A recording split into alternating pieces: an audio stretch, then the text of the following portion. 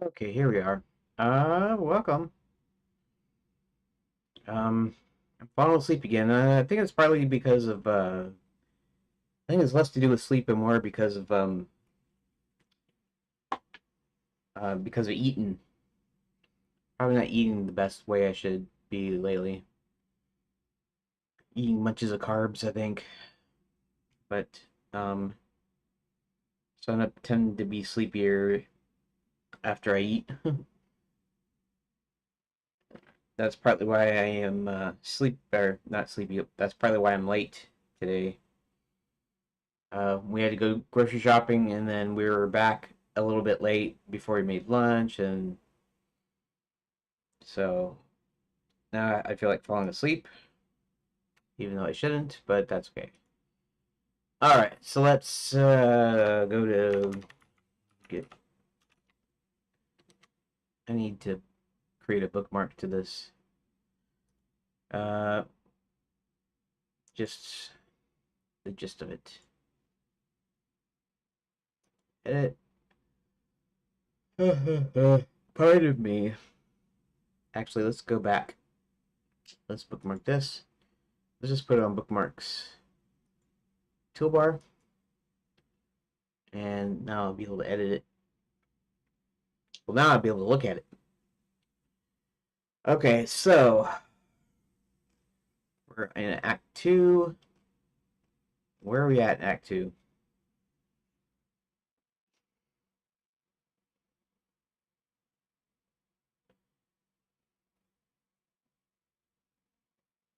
Okay, so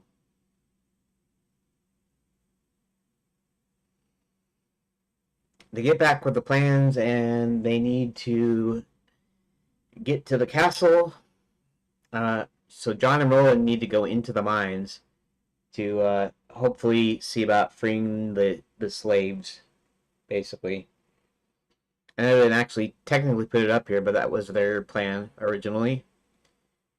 And then Sir William and Hubert have got to make it to the castle in the air.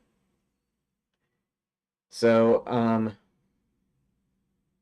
Hubert casts a spell on Sir William to turn him into a bird and only succeeds in giving him wings, so now he's a flying unicorn, which is just as well because now they can actually fly wherever they want to go.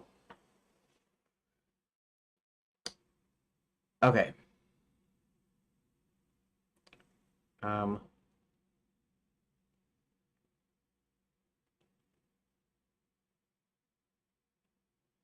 I need to do something first. I'll be right back. I'm gonna grab some water and I need to wake up. Give me a quick sec.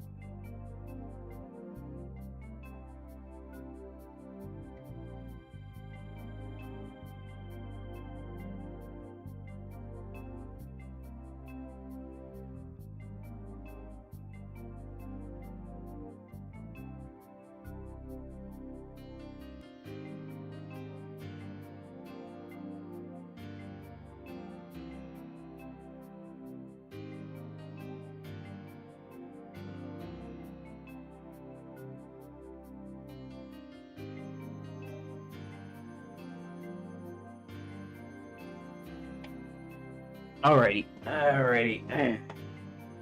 Let's go back to the webcam. I don't want to end up falling asleep in the middle of the stream. All I did was get up and walk around a little bit and grab me some water.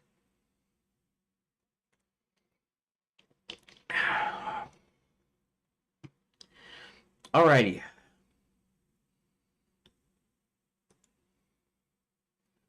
All right, we'll start with this. I am editing in the, GitHub Gist editor, whatever. Wait, actually, I haven't. Okay, I haven't actually edited yet. All right. Edit and right here.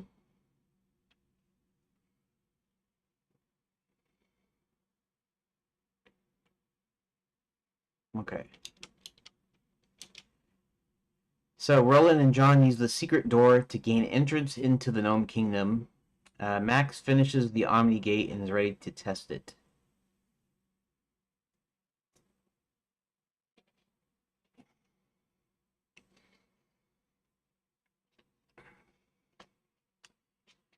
Hoover tracks down Violet and confronts her, and we'll just go ahead and while Sir William goes off to find the Black Knight, because he's going to confront him. And let's see, I still haven't decided what I want to do with the Black Knight. Could still be a cannon suit of armor, and so that leaves basically that leaves off kind of like where are the where's the person controlling the Black Knight?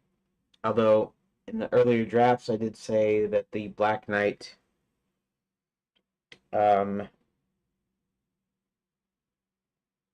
and Hubert were good friends, or were friends at least, or acquaintances, or whatever. And so I haven't really exactly figured out how this thing ends. I think there's going to be some sort of battle, because now Sir William is a unicorn that can talk human and has wings that can fly. So that should make for something kind of interesting. The Black Knight can't do anything more than, get on and off his armor and fight, basically.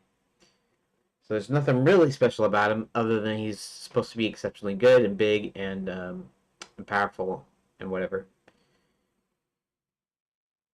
Okay. Somehow, yeah, somehow I need to get my mind going or whatever. It's so weird. Because I'm fine up until the time I have to come in here and actually work on this thing, and then I'm ready to fall asleep. Get me off. And if it is sleep related, when I start going to bed at 10:30, I'm just gonna end up waking up 4 or 5 o'clock instead of the time that I should be waking up, which is 6:30. That's what I have my alarm set to. So 10:30 to 6:30 is 8 hours, and I would get about 7.5 hours of sleep, and that should be good. But I know I'll end up waking up too early if I do that because my sleep schedule's all screwed up.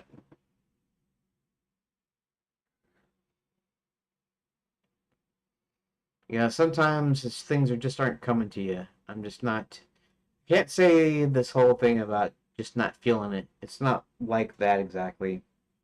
It's not that I'm unmotivated to work on my own game. It's that I'm sleepy and my brain does not want to work with me. I'll fight through it, and I'll probably pick up some steam here as my food digests a little bit.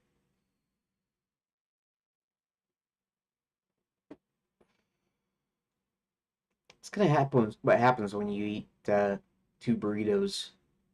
They're just microwave burritos.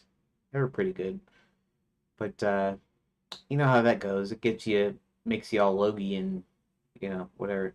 In my case, it's making me sleepy. Um, so I need my juices flowing a little bit. Mental juices, that is. Okay, so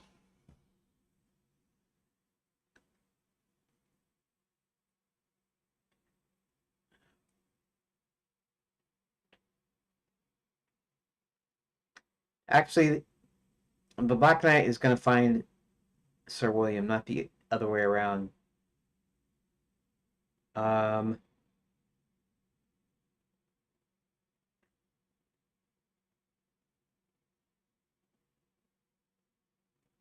so let's say, for instance, the Black Knight is still on the ground and he can see a flying unicorn with something on top of it. How is the Black Knight going to get to the castle that quickly without flying himself? I mean, I don't have to have him get there that quickly. It's just the fact that apparently Sir William was getting ready to go face off, and I haven't given him any information, so I don't know. Yeah, but he should kind of know already that the Black Knight is actually hunting him. He should know that. Sir William should know that much. So I have to think for a bit.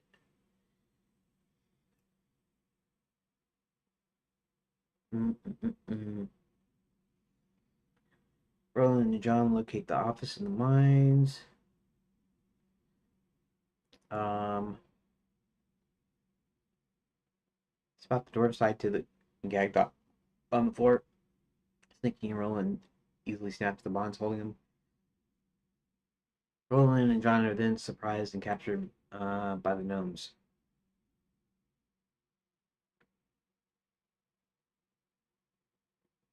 Huh.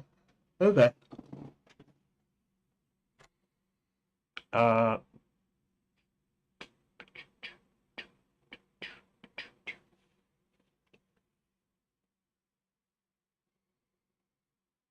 Mm,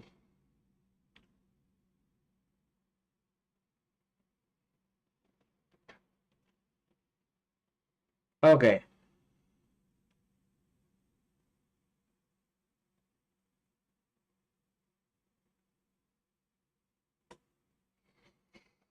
So all Sir William would be doing is he would be waiting there, or at least he would be with Hubert, uh, even if he's like carrying him over to where she is.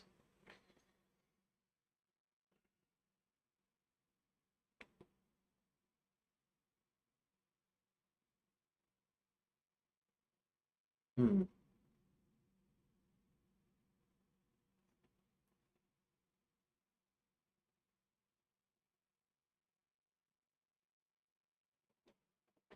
Yeah, nothing is popping up today. Maybe I can look at my notes here.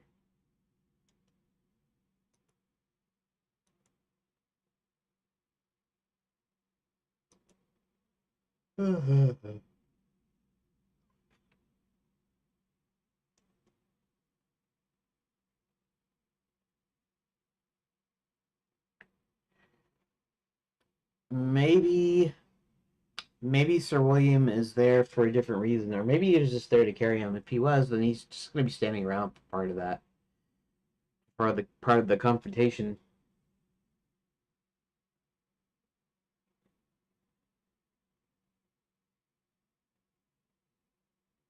Maybe this is kind of a thought.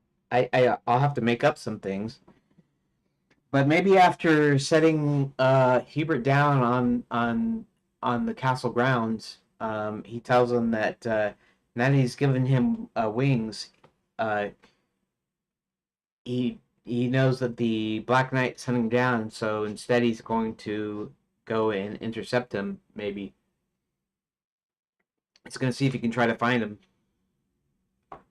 Even that requires me to come up with something. You know. Let's see. Um. So what would he do? What would he do? I guess one of the things you could do would be to find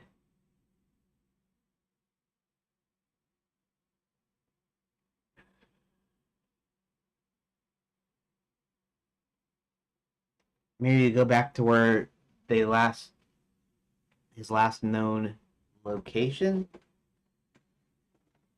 Let's see.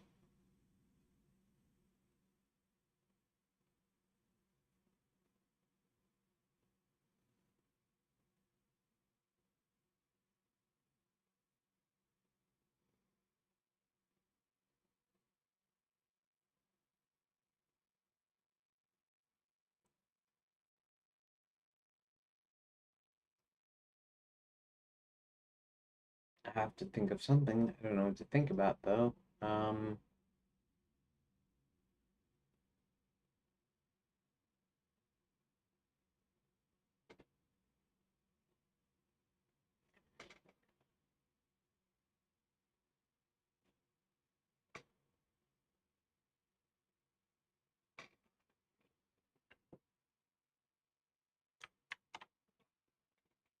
well,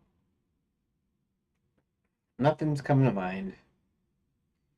I guess I guess that happens to us sometimes. Uh, we all have those days, right? Where you just it just nothing works that day. Seems like I'm having a lot of them though. Although yesterday I did do a good deal, even with the short period of time I had. Um, so it's only logical that first it's not it's logical to think that the Black Knight can somehow find a way up to the castle, and that through train or through somebody's magic or something, and that's fine. But let's see.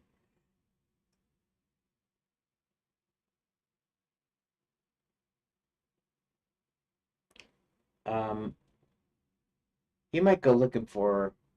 He might go looking for him.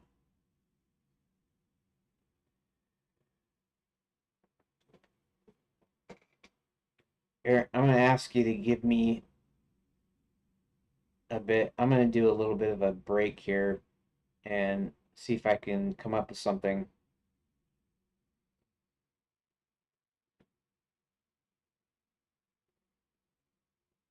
Give me here, I'll just do this and I'll be back in short, maybe even before 15 minutes. It'll just be a few minutes.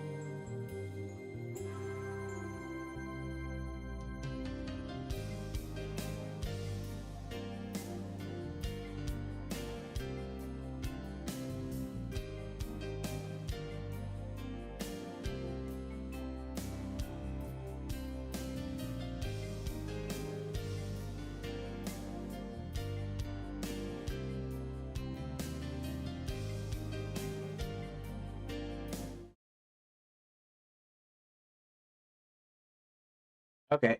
Well, I'm back. Alrighty. So I was kind of falling asleep there for a while, and I started looking around, chatting on RC a little bit, just kind of waiting for my food to digest a little bit, so that I'd be a little bit more, you know, a little bit more awake, a little bit more peppy, and as far as this particular thing goes, um, I figured maybe what I should do is I should ask ChatGPT to give me some help. It's been giving me some help and some pretty good cancel new tab. Okay.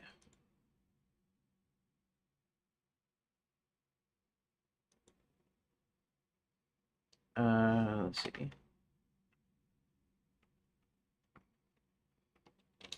Did I ever mention about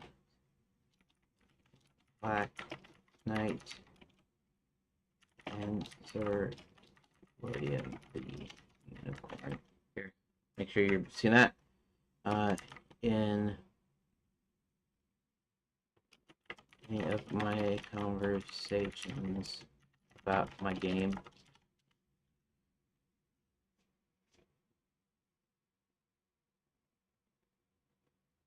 Okay, so apparently,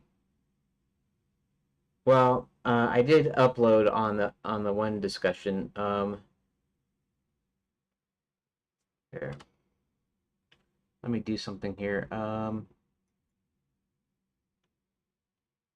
Let's see if I can go to this.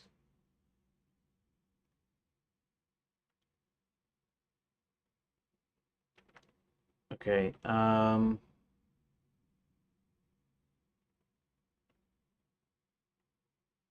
This. If I did this. Oh, that's that. Okay.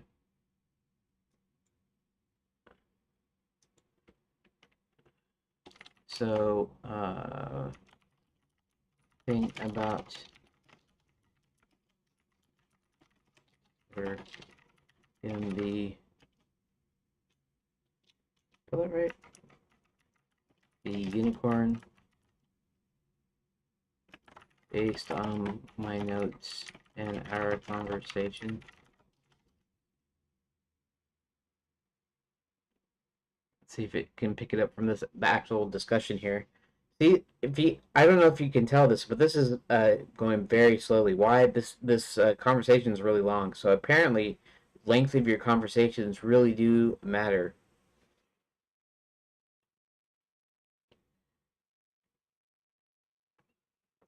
Arrogant and scarce transforming into unicorn. Unwell and zealous, deeply loyal to the heroes.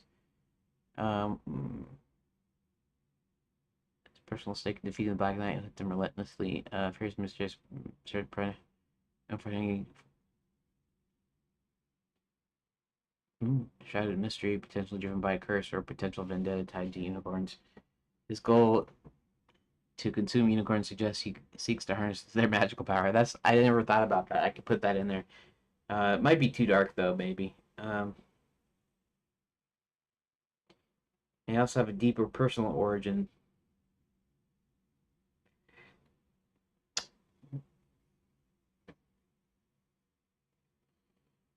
Um,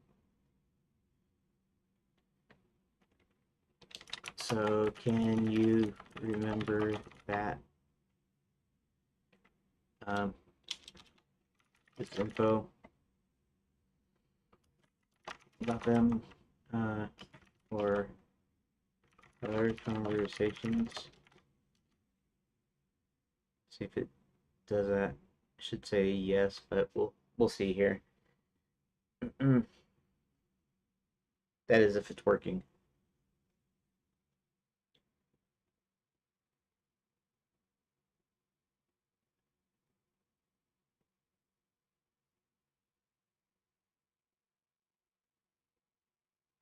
Um,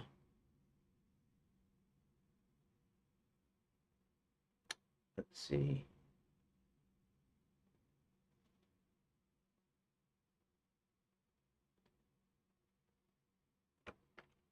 Is the memory full, or is it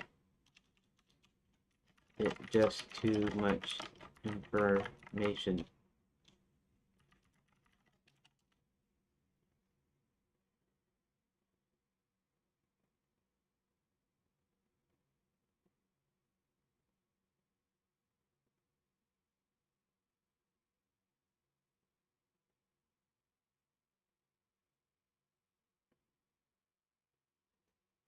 Uh, I will clear memory. I'll clear a bit of it so you can store this info.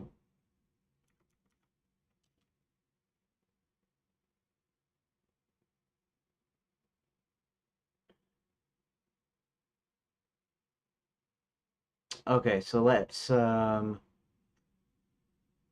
have to remember how to memory full. Okay, so that's actually why the memory's full is right there. Um,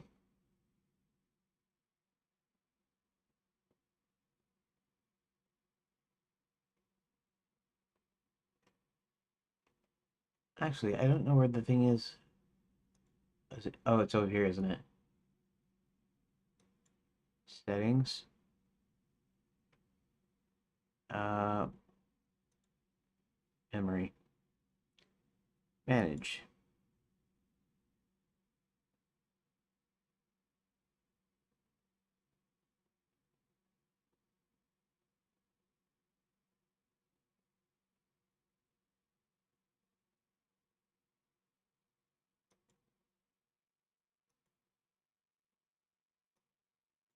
Um, John knocks out guard. So all this is my memory in ChatGPT based on our conversations. Really, the quote unquote memories, it's like a few lines, like a few extra lines, not very many. Um, he reads a lot of books. Okay, I can forget that. Okay, I can forget that. Actually, it's character stuff I might could keep, but it almost doesn't matter because I have everything like saved and whatever. Cat who've been spying.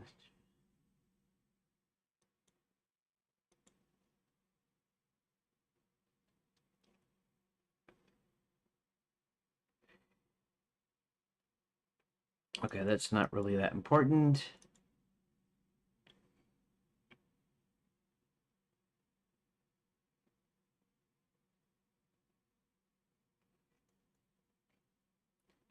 Legendary Nexus of Magic, and that's really what it is. I just never placed that as a name or as a description. Okay, I don't have to worry about that.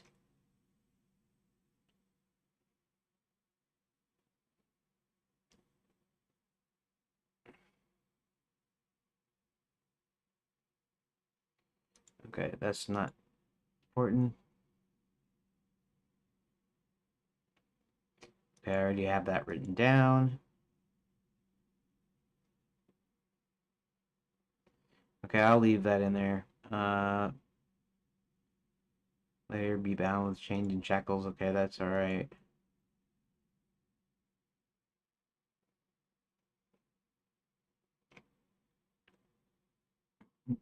Princess.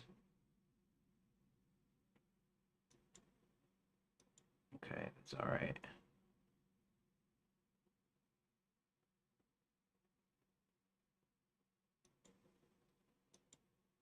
Um, it's all right. Phase one. Okay, forget that. Um,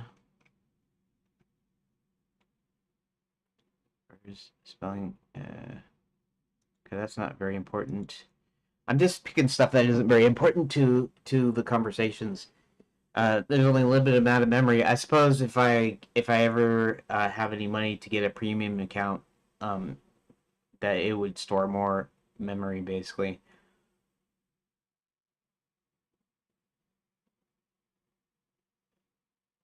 Multiple player characters and number of villains, each of their own story arcs. Okay, that's fine. All right.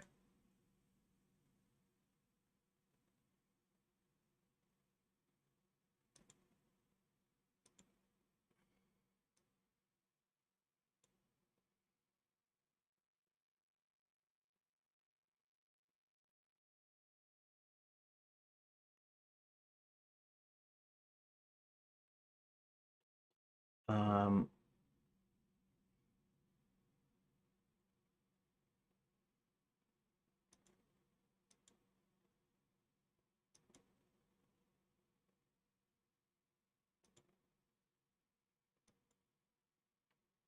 okay.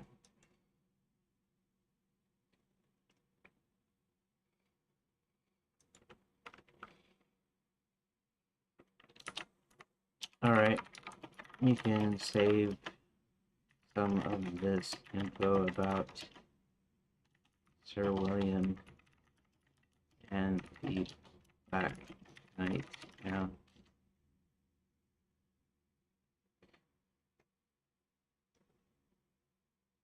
Should tell me memory, whatever, updated or something. Let's see. Clearly, I know it's not very exciting right now. That's just because I don't know, I guess I'm into just trying to, okay, the memory updated. Um, okay, so now let's go here. A bit of info right now.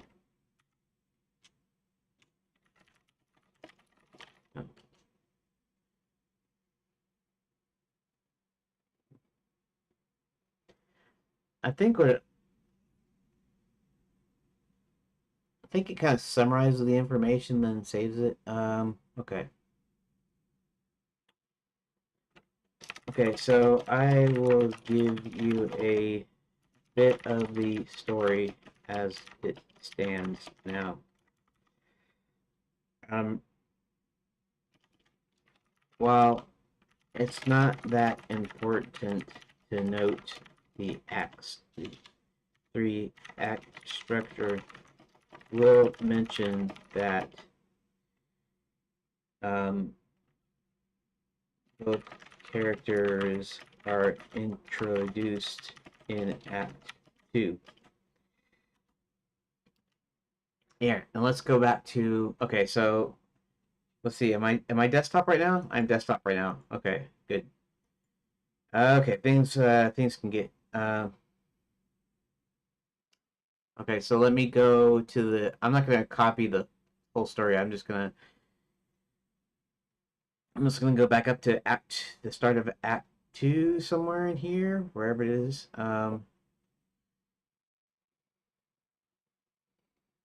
Okay, Black Knight rides up on his black charger. Our heroes run into an empty carriage. Uh, okay.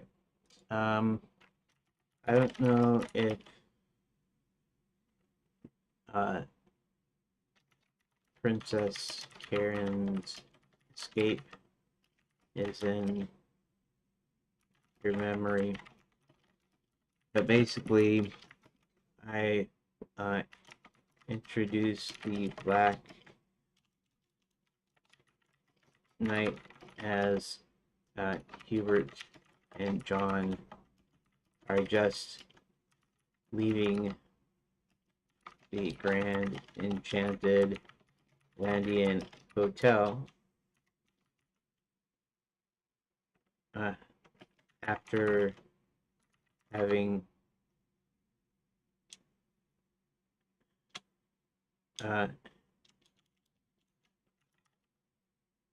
and I don't know, Hubert and John and the princess escape, leave the Grand Enchanted Landian Hotel. The Black night rides up just to see them leave as a guard calls to him to go after them.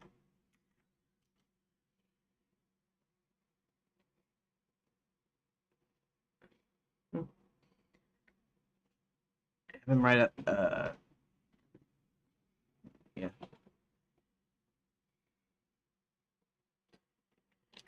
Well, I'm having trouble coming up with a few things. Let me tell you a bit more about it.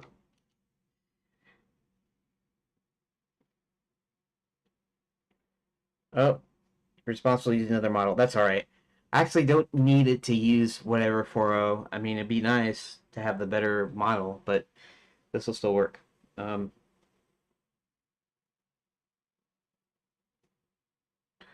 um, so he chases after them, and instead of going to,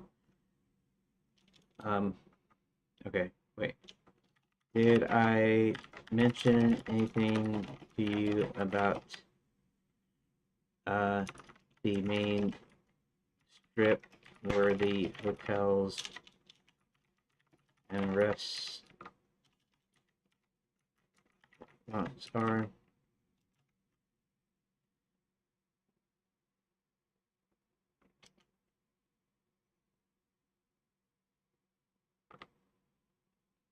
Okay. So, enchanted lands are divided up into 4 areas.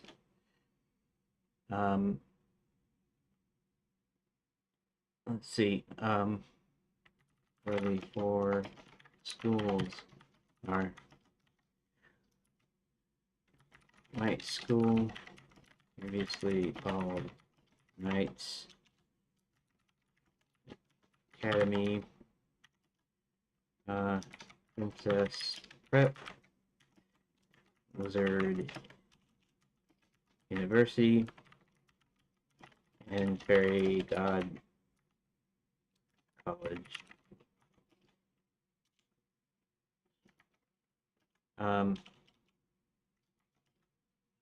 Arranged in sort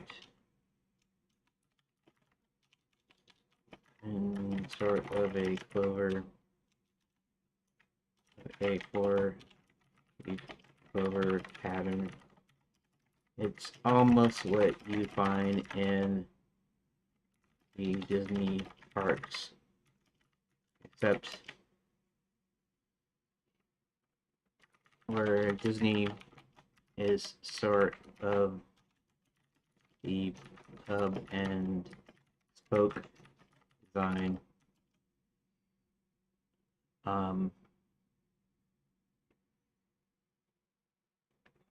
Each of the 4 areas are sort of separated. You can picture like a 4-leaf clover, 4 indoor stadiums in a 2x2 formation, where the stem of the clover is basically the main street. This main street houses several taverns and inns, basically hotels and restaurants and shops, including the only working fast food concession called Scarborough Fair Chicken.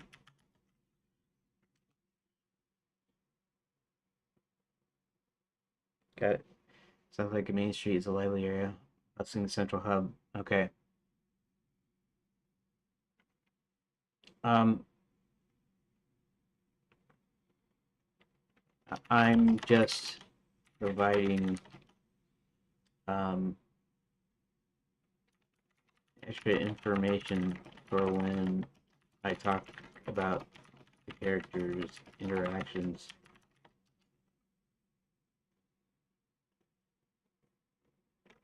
So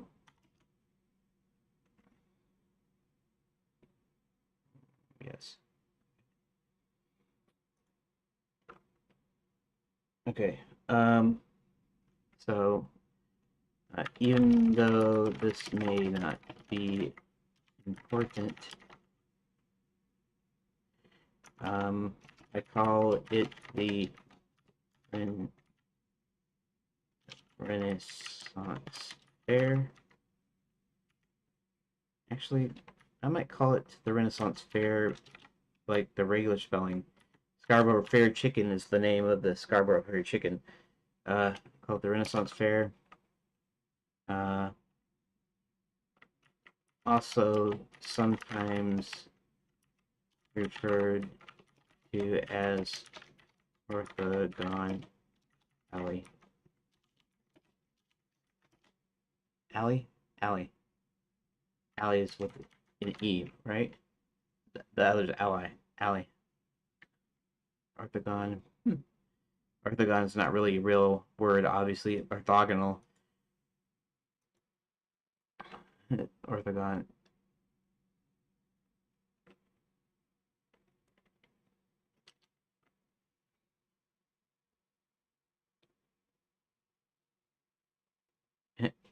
Like here's some deeper meaning or plays in the theme of the game. If you, um, the nickname is simply a failed, not so failed reference or a joke on Diagon Alley.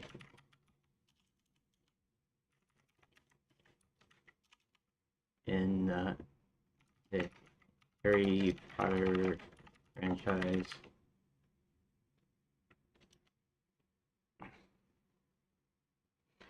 Okay. Oh, playful reference tag is okay. So Scarborough Fair Chicken, sometimes referred to by its initials,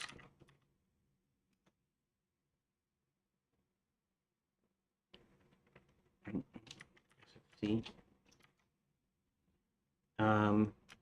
is being used by John Hubert Count and later Roland the oversized dwarf.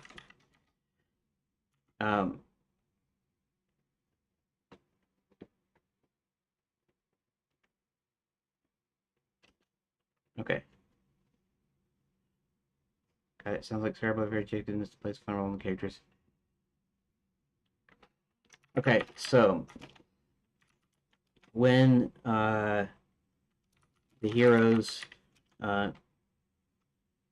leave the hotel, they figure they can't go back to SFC as that might lead the villains there. So they decide to take off in another direction when the Black Knight. I know if you've been following this, you know all this already. I have to explain this to ChatGPT, partly because I'm on free and because he doesn't have all that information in the memory. Not he, but it doesn't have all the information in the memory. And so I need to set it up so that when I start talking about it, it'll kind of have an idea what I'm talking about.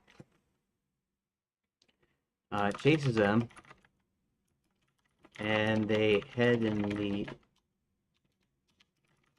direction of Lapswood, the forest of forgetfulness, or the forgetful forest.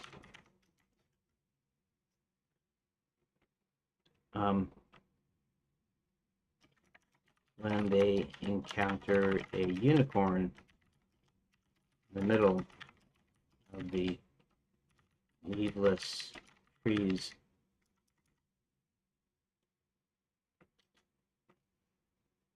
Okay.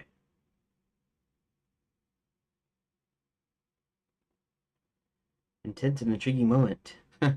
That's goofy how the AI just like puts this stuff. Intense and intriguing moment. It doesn't know what an intense and intriguing moment is. It just picked that because it sounds good to you or whatever.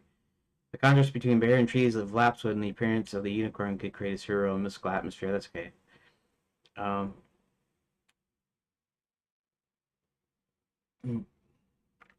Okay, so I'm just getting to that. I have a lot of this pretty much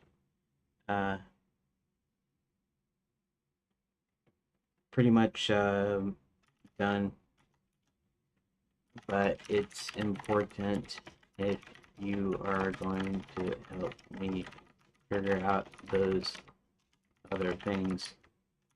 If you know the story that leads up to these moments. Okay. So, they end up slowing down and don't see a black knight for a bit. They come up to the unicorn, and Princess Karen starts talking to it.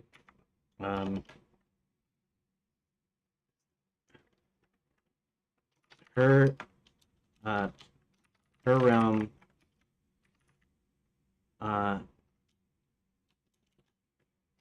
unicorns are extinct in her realm because, as it turns out, the same Black Knight hunted them to extinction in her world, and she used to have a unipony when she was a child, so she has a special place in her heart for the creatures.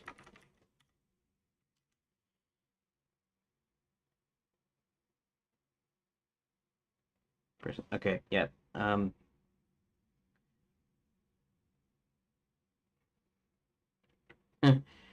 It always does this. This kind of annoys me about this. And it might be just ChatGPT. I don't know, just how it works. It's like, do you envision this unicorn as being a key character itself? Is it more of a symbolic moment for Princess Karen? Well, for one thing, is if it has a little bit of my memory, maybe it doesn't. Maybe that's the problem. But uh, I mentioned Sir William the Unicorn. In fact, I have that in the memory, and so that's his name. So it should be able to come up with that, but it doesn't. Why? Because it's actually dumb, and all it does is pick the next right word. It doesn't really. It's not really doing any thinking. So it's kind of annoying. So the unicorn starts to appear as if it's understanding her, and uh,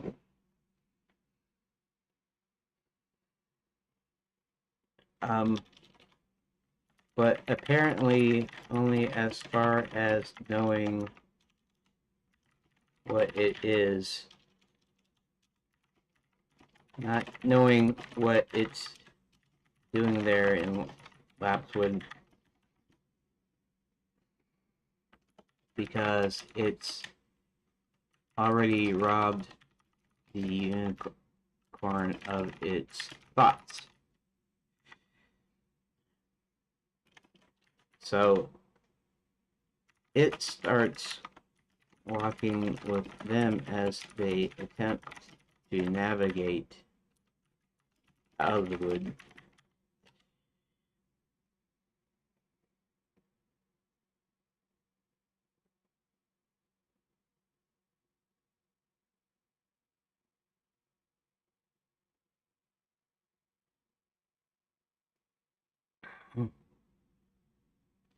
Larger battle against the Black Knight, reinforcing mistakes. The idea of a unicorn having its thoughts robbed adds a layer of mystery and its loss, making following the heroes but unable to progress as they.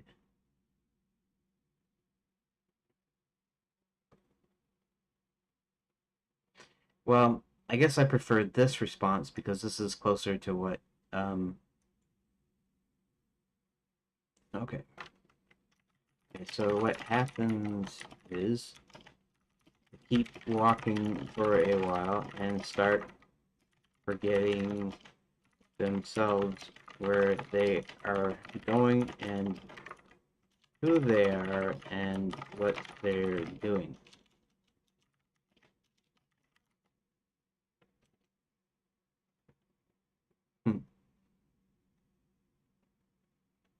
I just always put this in there and let it go ahead and reply whatever it's going to reply, even if I'm not asking for information, so that I have something to go off of, or it gives me some idea or whatever. Make sure I'm still on desktop, which I am. Good deal, good beans. Okay. You envision. Okay. So they stop and start discussing what to do next, since clearly they don't remember who they are and who each other is and where they're going. But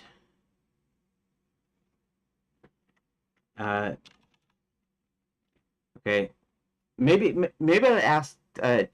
I know it's kind of dumb because it's not going to retain this information, even if it puts it in the memory. It's not going to really like retain anything. But let's ask it if it has an idea here. Uh, uh, how would you have them get out of the forest?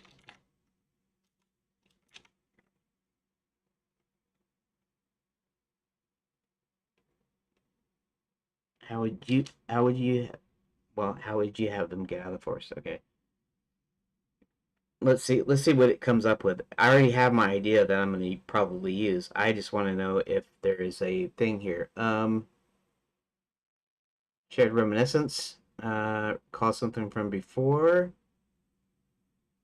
Symbolic help. Know its purpose. No, it doesn't. Truth and instinct. Guide them. Magical catalyst. Um,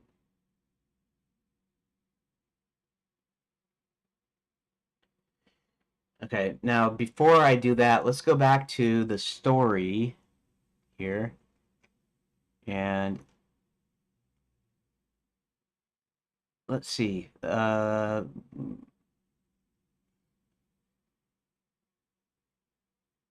Okay. Has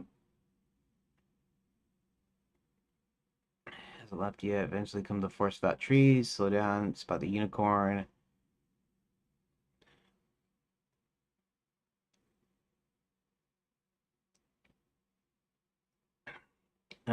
Chasing them, and the unicorn looks at her. We're in Lapswood. Okay.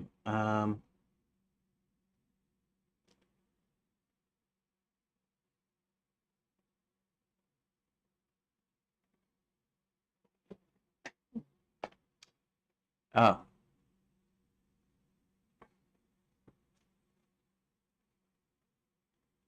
Okay. Okay, so let's... What the heck is going on here? Okay.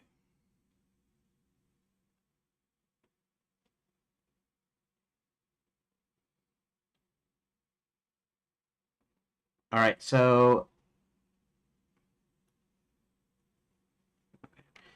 let me back up a bit because I forgot to mention something. Before they started forgetting things,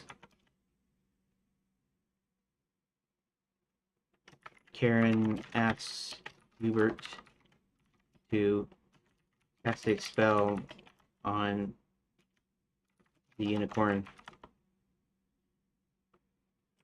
Um, let's see. Darn it. Okay.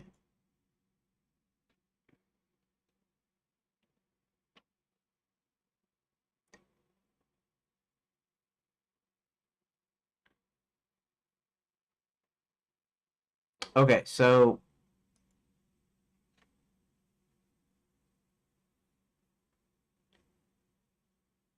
um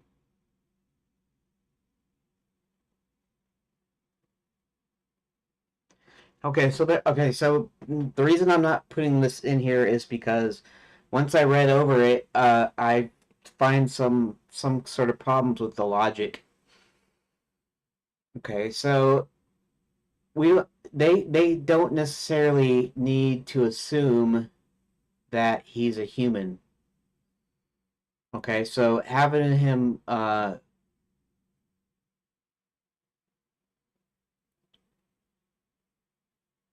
okay, well,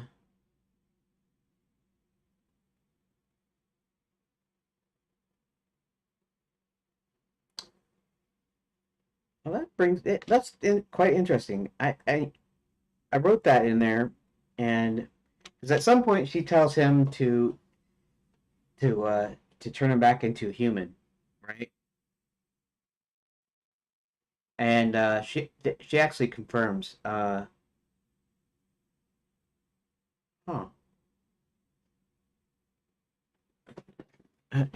Here, okay, I'll go ahead and tell it anyways. Let me back up a bit.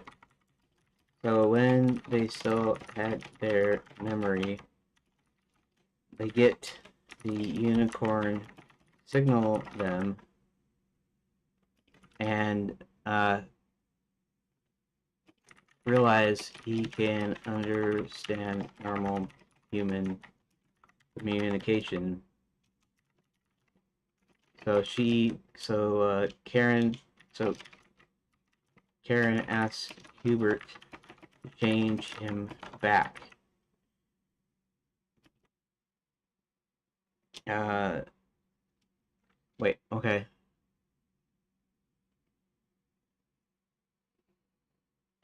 Okay, so I'm having a weird problem here. In my story, not a problem. I don't have a problem. I meant a problem with my story here. Okay, so they're able to communicate with him, um, and of course the natural thing would be, well, could Hubert make him talk? If he made him talk, he couldn't be guaranteed that would work. Now, if he cast him a spell trying to turn him back into a human, then and then he made him talk, and then you could have that. But Karen doesn't know right away. Um, so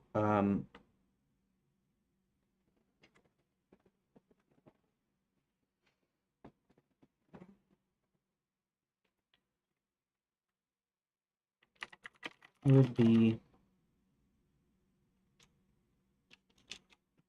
hmm. I don't know how to tell ChatGPT this without actually telling them the answer, and I want it to come up with the answer. So so let's think for a second. They get the unicorn to signal them and realize he can understand normal human communication.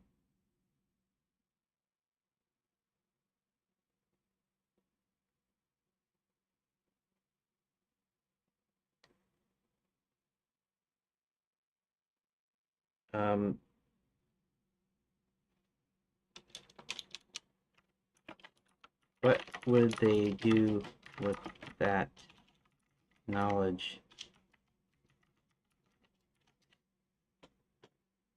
Maybe I'm gonna see what it comes up with.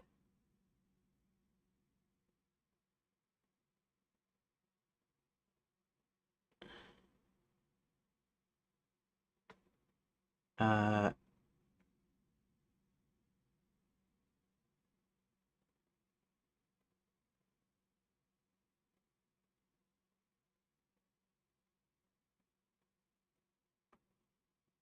mm,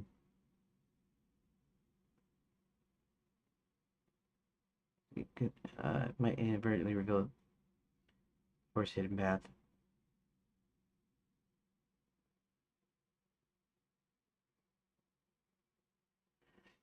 Okay, that's okay if it doesn't come up with it, because I'm going to ask it to help me to come up with the correct kind of logic and response to this. Okay.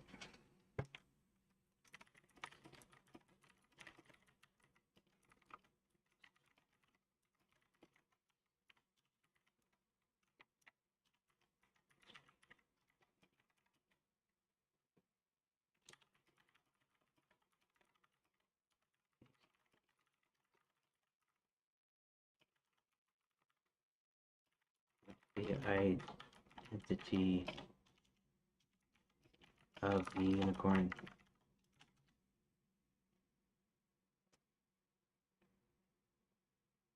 Might be more than it seems. There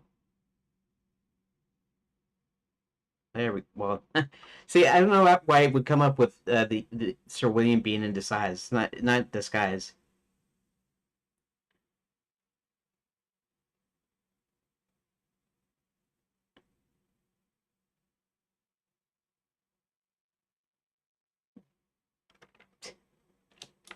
This is correct, except you um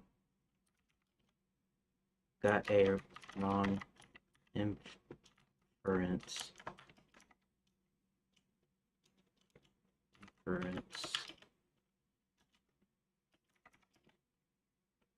It wouldn't be Sir William in disguise, would it?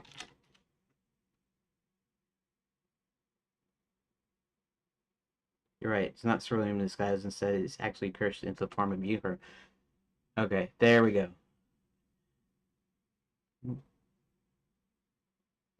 Okay.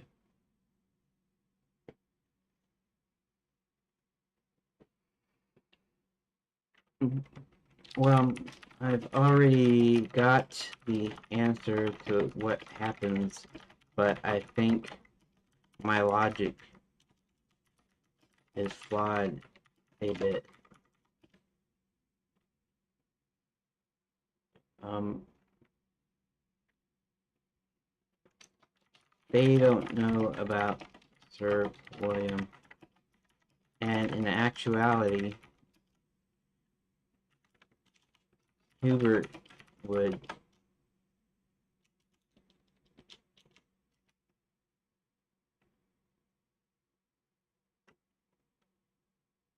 uh,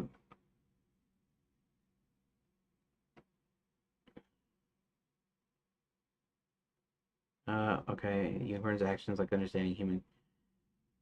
Big reveal.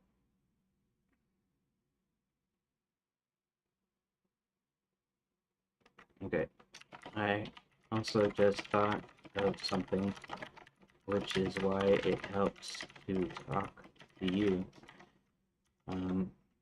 Hubert would know, since he was the king's closest friend and advisor. Um, he knows who Sir William was before.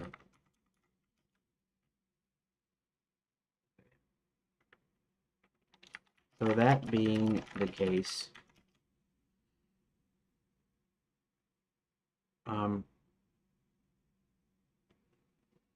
I had written that Karen asks him to turn him back into a human, but only he knows that Sir William was a man before. So, um, so I just need to adjust my logic somewhere.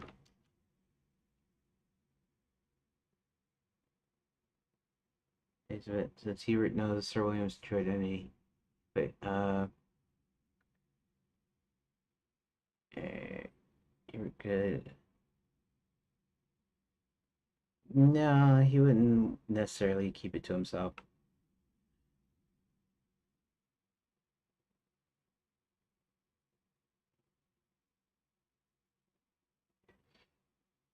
Hmm. Well, I just assumed that everyone knew earlier. That's why Karen asked him to do it, but instead he could just tell them.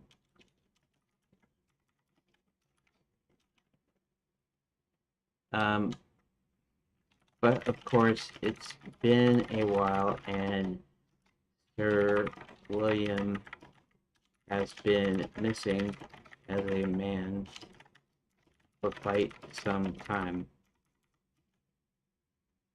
So he would have to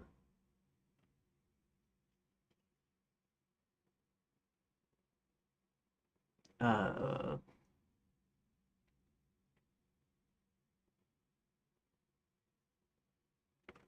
so maybe he would wonder to himself if this is the same, and then figuring it's got to be, he mutters under his breath about his magic not working, but he'll give it a shot anyways, and attempts to turn Sir William back into a man. Mm-hmm.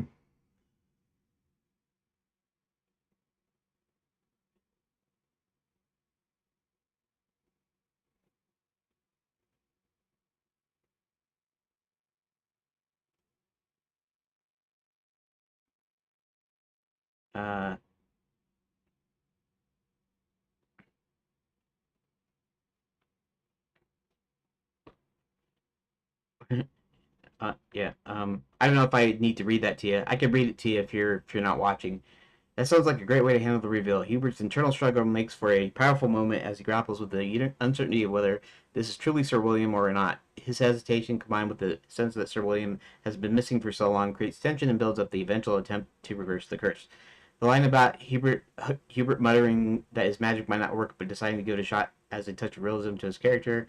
He's not all-knowing, and his magic may be limited by the curse's nature. The moment when he attempts to turn Sir William back into a man will be filled with suspense as he heals. Even Hubert are unsure whether it will succeed. This approach also adds layers to Hubert's role as someone who can not only knows the history, but is also actively trying to help him and redeem Sir William, even if the journey feels uncertain. Uh, yeah, that about sums it up. Okay, so he does this, and what do you suspect would happen when he casts a spell on when he when he casts this spell on Sir William to undo the curse? I'll see if he comes up with that. Sorry. Uh, Here it casts a spell. A few things could happen to make this book dramatic and satisfying. It's been compromised. Manage the process during while it might not go smoothly. Here's some initial struggle, partial transformation. Uh, Said we see some physical change, like him shifting hit between his unicorn form and human form temporarily. Maybe retain some unicorn traits like the glowing horn or a few animalistic features. Okay. Unexpected side effects. stuck between forms, slow recovery of memory, magical backlash. I already know what I'm going to do. I'm just interested in what it comes up with.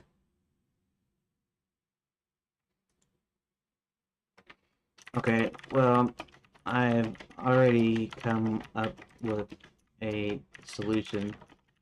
That is, he's now able to converse with them in human speech, but he's not turned into a human yet. Okay.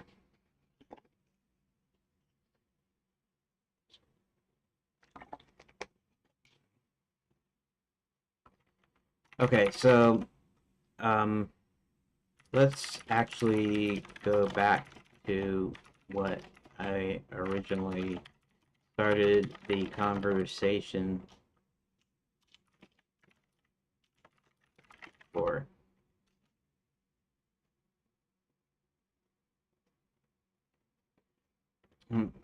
Okay, so I'll also continue the story as I wrote it.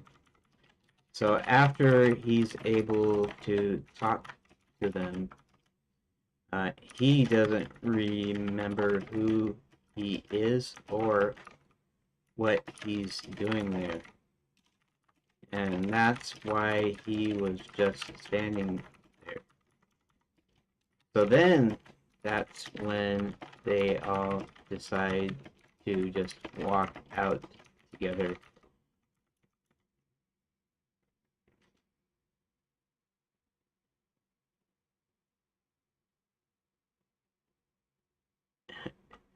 Now, the fact that he doesn't remember them in any other way why he's in Lapswood adds to the tension. He's able to speak and communicate. It's clear he's lost. The group could gently try to probe for any memories, but Sir William's confusion creates. Okay, group dynamics. The group's decision to walk out together demonstrates solidarity as they're not leaving Sir William behind. They might even help him along the way, trying to figure out the next steps and offering support. This creates some emotional moments, especially for Karen, who might feel empathy for Sir William due to her own experiences with loss. I might do that. I don't know, being a comedy fantasy animated thing, game, if that's not too deep for this kind of a story. Um, Anyways, sense of purpose. The decision to walk together to give the group a renewed sense of purpose. It's recovery. Okay, let me continue with my already written story. So they start walking, and at this point, they've all forgotten what they were doing. So now we need, so now they're all stopped and wondering what to do. How would you see them getting out of the forest?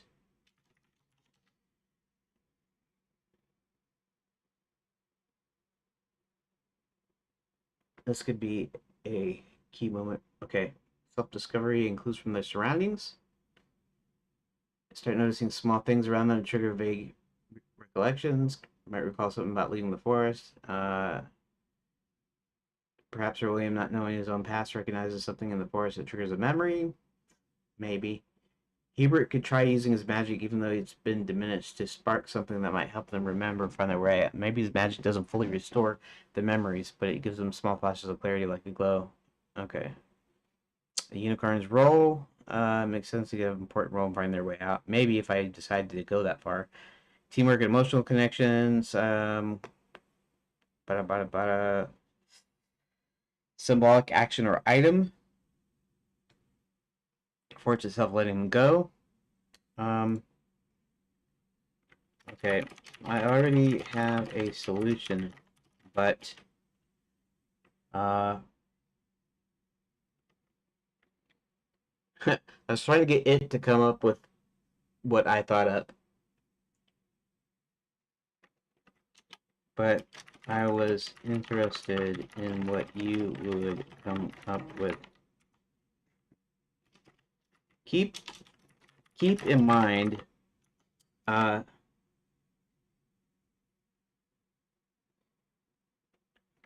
they don't know who they are. So Hubert does not know he's a wizard. John doesn't know who he is. McPrincess doesn't know she's a princess. And of course, Sir William doesn't know anything. So they're standing around looking at each other, and what should come to mind?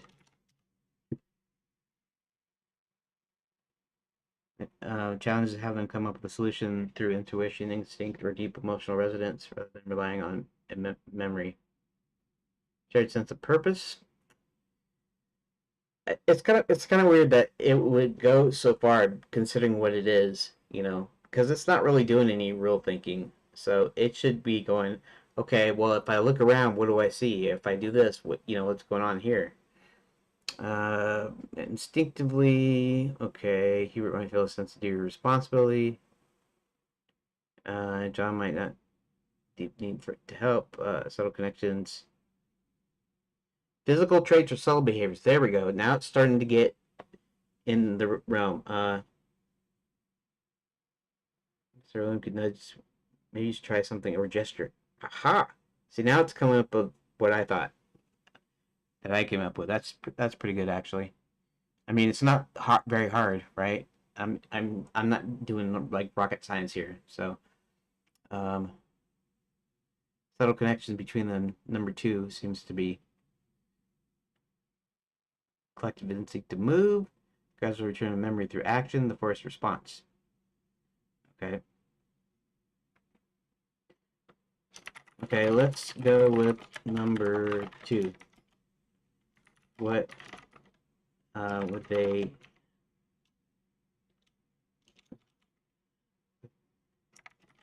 go up that further? And I'll tell you if it's similar to what I came up with.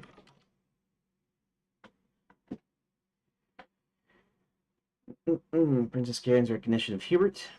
I feel a sense of reliance. No. I mean, she might. I mean, that, if you're talking about like real people.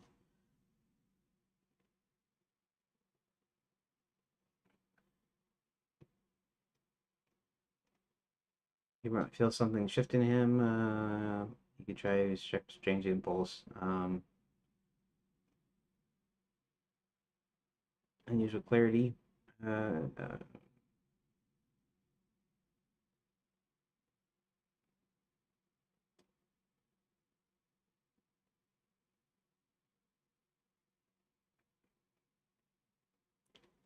oh,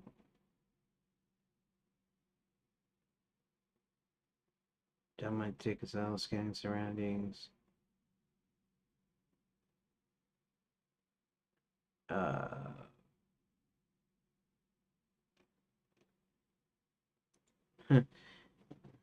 Unknowingly become themselves again. Um, let's go with something more practical and not rely on feelings or intuitions. Intuitions. What would their senses be telling them about each other?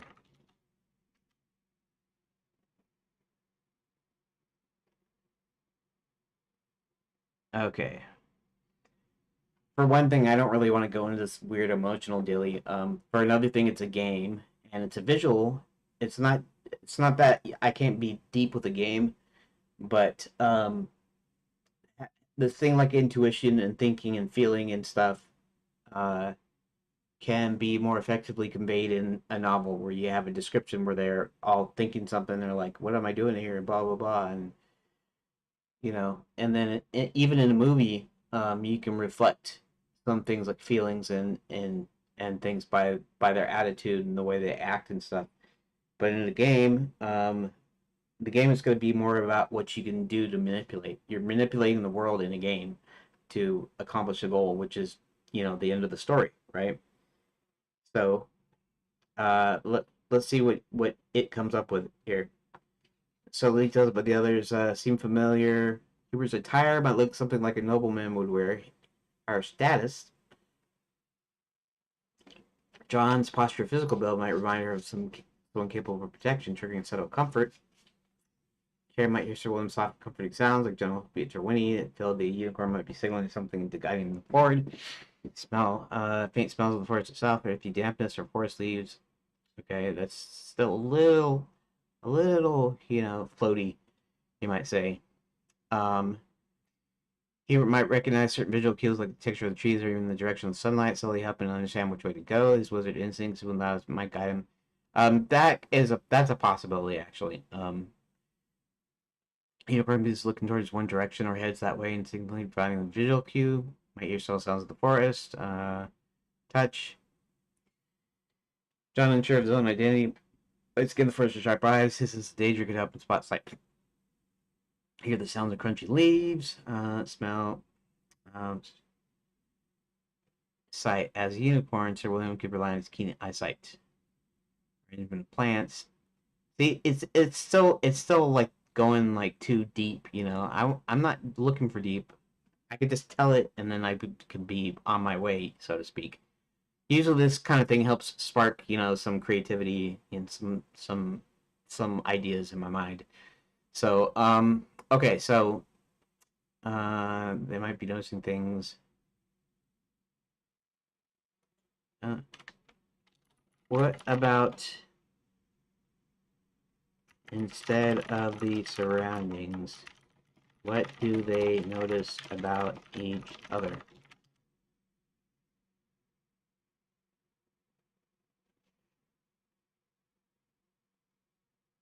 Appearance. Despite not knowing her identity, you might notice that she's dressed in fine, raw-looking clothing. Her attire. Okay, that's good. Hubert looks like someone who commands respect. His bearing, well-maintained clothing. Okay, it obviously doesn't know what a wizard wears. Not that a wizard can't wear anything it likes, anything he or she likes, but um, it obviously doesn't know. It doesn't. Maybe it's not trained on fantasy and stuff. Okay, noble upgrading. That's right, Hubert. His clothes are fine and practical, hinting wand or magical components. There we go. He didn't even remember being a wizard. I never thought of John being protective or strong because I always put a little bit of myself of being nervous and you could say shy. Shy. It's not shyness exactly. Social anxiety is a little bit different than shyness, but those kinds of deals. But maybe naturally, maybe that's the deal. Maybe he's you know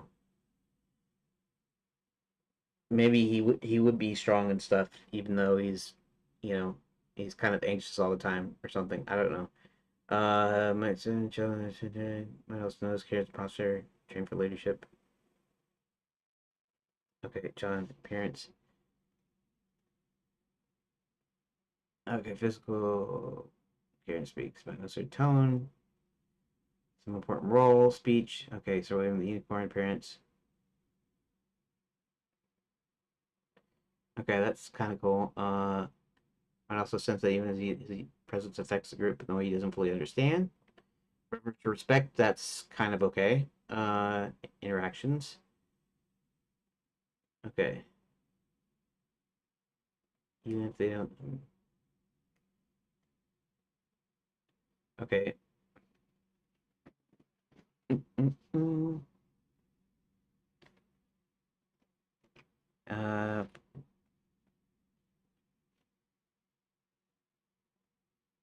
Okay.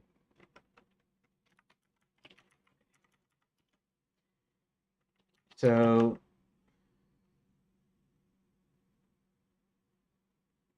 should I just tell it, or should I try to give it another chance by hinting it again?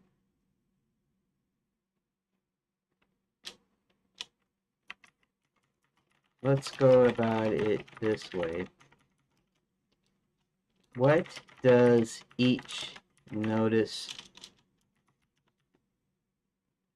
uh, about each other physically and not themselves?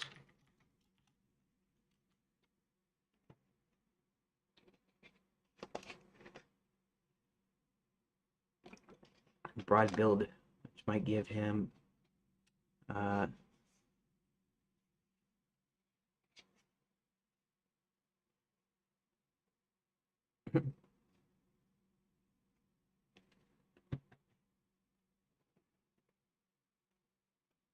Hubert's Karen, right.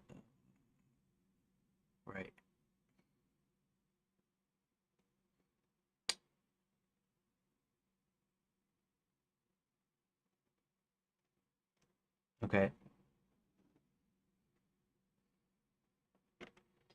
Okay, I guess this is really not getting anywhere. Those are all fine.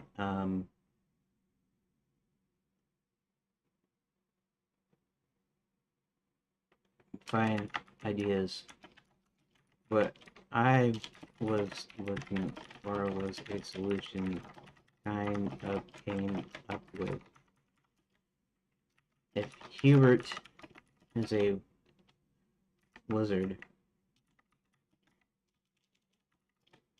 how would he be dressed? And, stereotypical. Robe or cloak, right? That's right. Symbols or rooms, sure. Gold and silver thread around the edges, belt and pouches, staff or wand, boots, hat optional, classic wizard hat.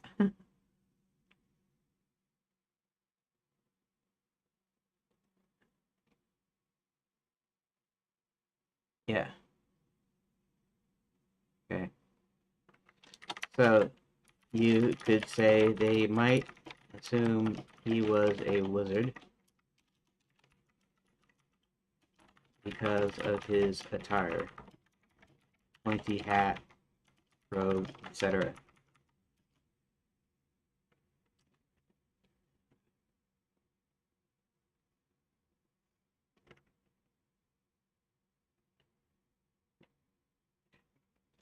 Yeah, this is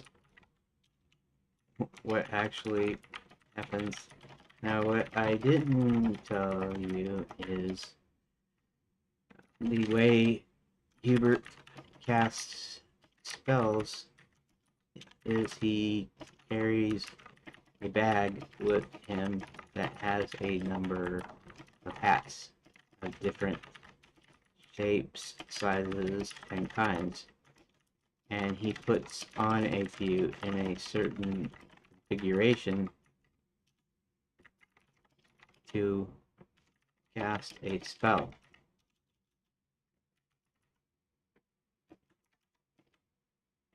Okay. So then, he, if they think he's a wizard, but he doesn't remember anything, how would he react? That's a fun twist. As the group stares at Hubert, confused but eager for some direction, they notice a collection of hats. Hats use certain combinations, odd pieces of puzzle that he no longer understands. And some perhaps ask, can you help us? You're a wizard, right? Hubert, in this current amnesiac state, would probably glance at his hats with confusion. Wizard, is that what I am? He takes a moment to process the hats, maybe even pick one up and examine it as if he'd never seen it before.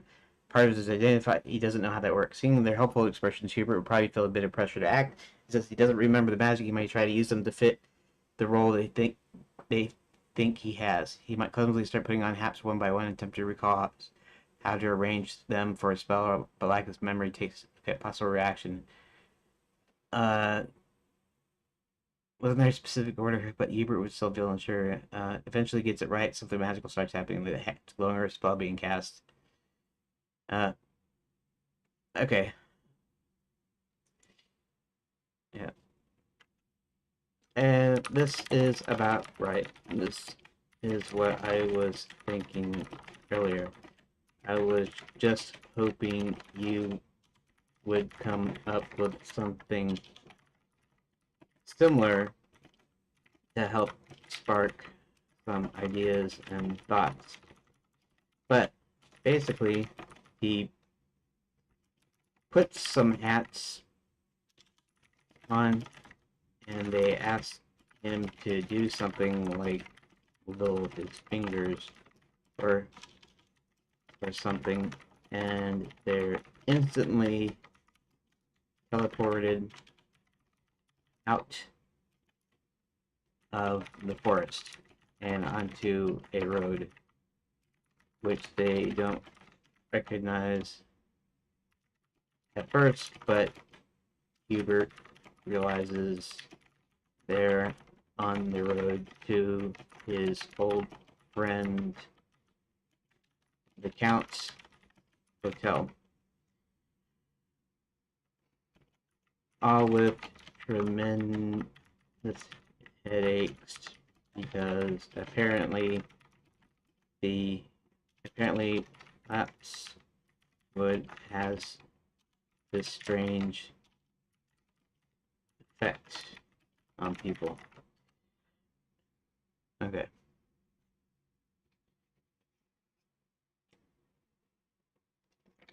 Yeah, there's with a mix of hope and confusion, unsure whether their assumptions about him being a wizard are accurate. Princess Carrot might even encourage him, saying, "You gotta know something. Just try something. Have some magic. You must have some magic." The group now just silly things like wiggle your fingers or say something magical. He so perfects a couple apps, starts arranging them on his head in a half-hearted attempt to make sense of all. When the group insists that he do something, he wiggles his fingers in the air, hoping something might happen. To everyone's surprise, the burst of magic happens. The force around them begins to shimmer and warp. When the group feels an intense pressure in their heads, they're instantly teleported out of Lapswood. The environment changes and find themselves standing on the road, disoriented and dizzy. They stagger for a moment, each rubbing their temples as they struggle with headaches. He was the first to speak on his hand on his head. Wait, this road, it's the one leading to the Count's hotel. They always look around unsure where they are, but Hubert seems to remember something important. However, despite the relief of being out of Lapswood, the strange medical side effects leave them all feeling drained and disconnected from their memories. Okay. Yeah.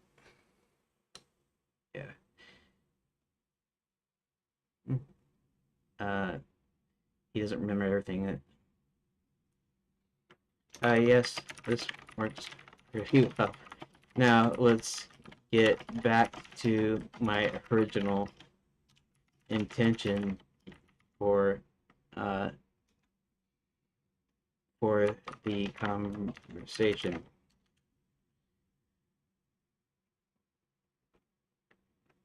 Okay, so they all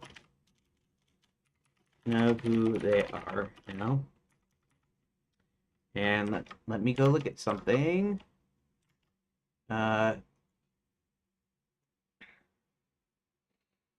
Is unable to remember his name. They'll start working together. Fingers. Okay. Rolling.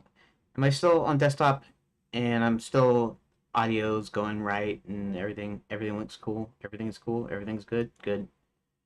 Hebert wearing wizard garb and suggests he's a wizard. Reaches in the bag. Wiggles fingers. The cat replies, and he's supposed to show up.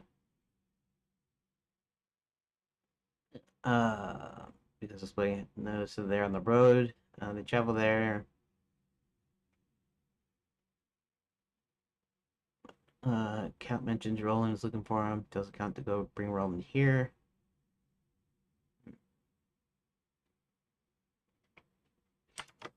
Okay. Oh.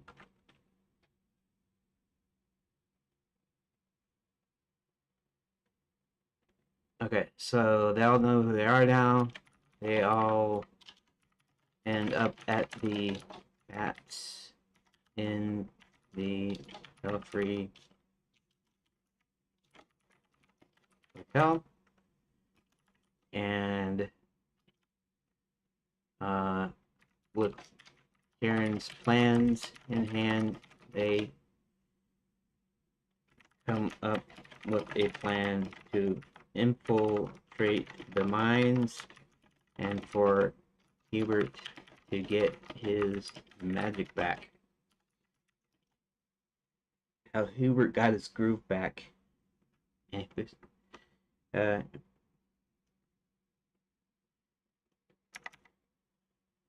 now, um,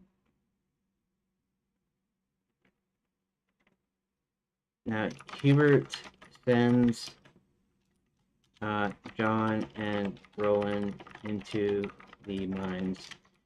The Gnome Kingdom is holding dwarves hostage as well as enslaved many people, tourists and citizens alike, to work the mines.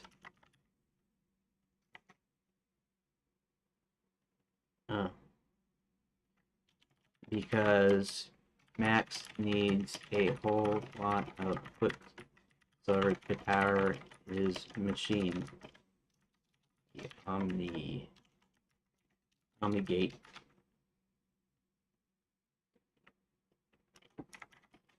Meanwhile, Hubert and Sir William need to get to the administration castle, which happens to be in the clouds. So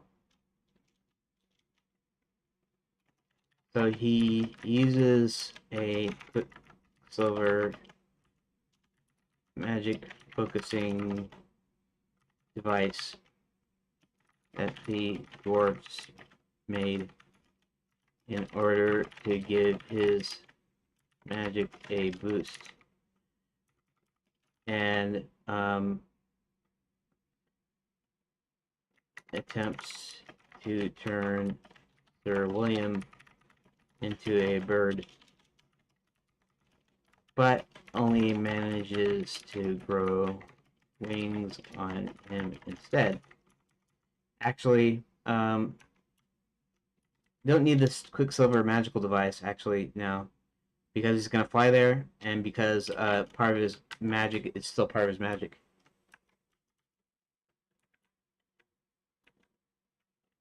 He attempts to turn Sir William into a bird.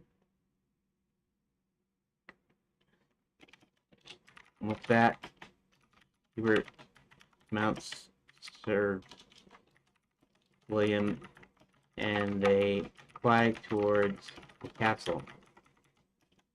Now, the Black Knight is a ways off, but sees them soaring in the air.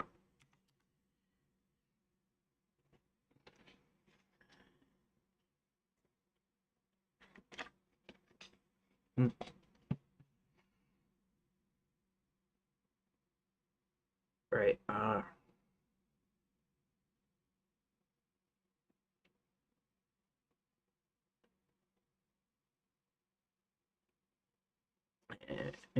Great concentration.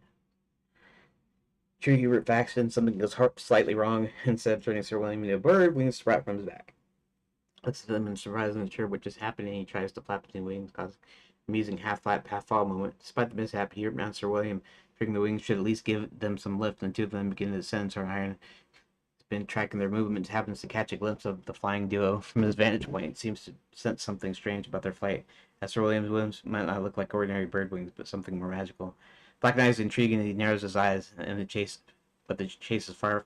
Potential outcomes might attack or interfere while they fly toward the castle. Uh, Biding his time. Okay. So here's my actual problem.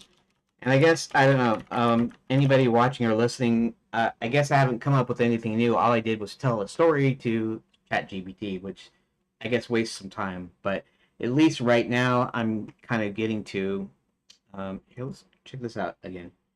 Uh, it's 3:32. I've been online for 2.5 hours. And, that's interesting.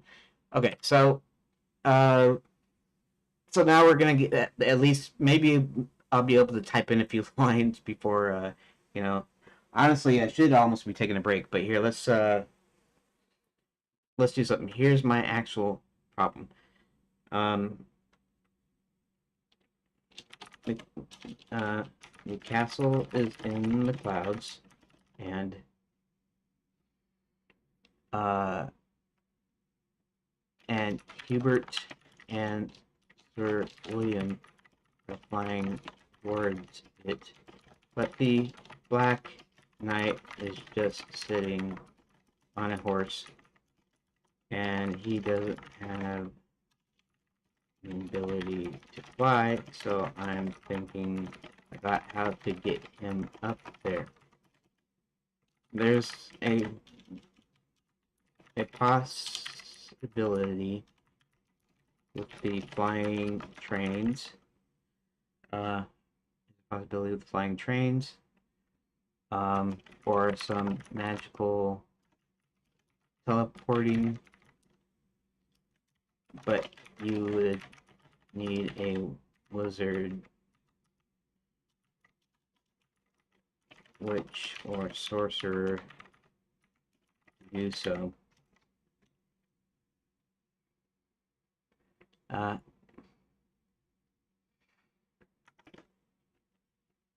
and it would take some time to get there. So suggestions: the Black Knight would be free to use any and all means necessary, as Max would not stop him, since he is a villain. I see you're looking for a way to make this a real threat despite not having flight abilities, especially flying trains are already part of the world, and they have magical means of flying. So the Black Knight willing to go commandeer still one of the trains.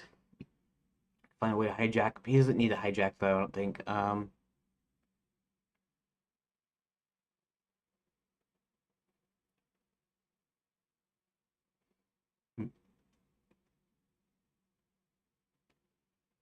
I can see a local witch sorcerer magical artifact capable of teleporting. Hmm. Summoning or bargaining with dark forces. Hmm.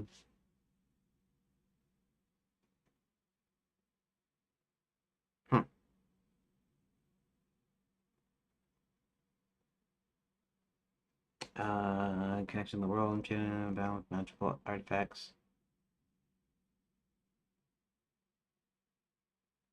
Black Knight list maxes help.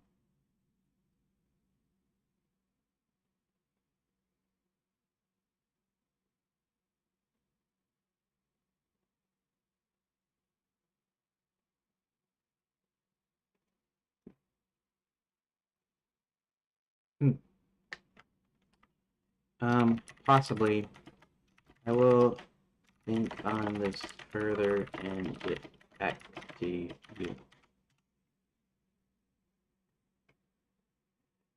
Okay, so I'm gonna go ahead and take a break right now. And I realized that that even exactly even help. I mean, it did sort of. I guess the idea is for me. The only reason I use ChatGPT is to help me generate ideas, and so that's kind of what it's doing now. Now I need to go on an official break and I don't get some coffee or something because I've been doing this for a while, and I guess I've been wasting my time today, sort of. But I'm still bound to make progress. I'm gonna try to be in here at least another hour after my break.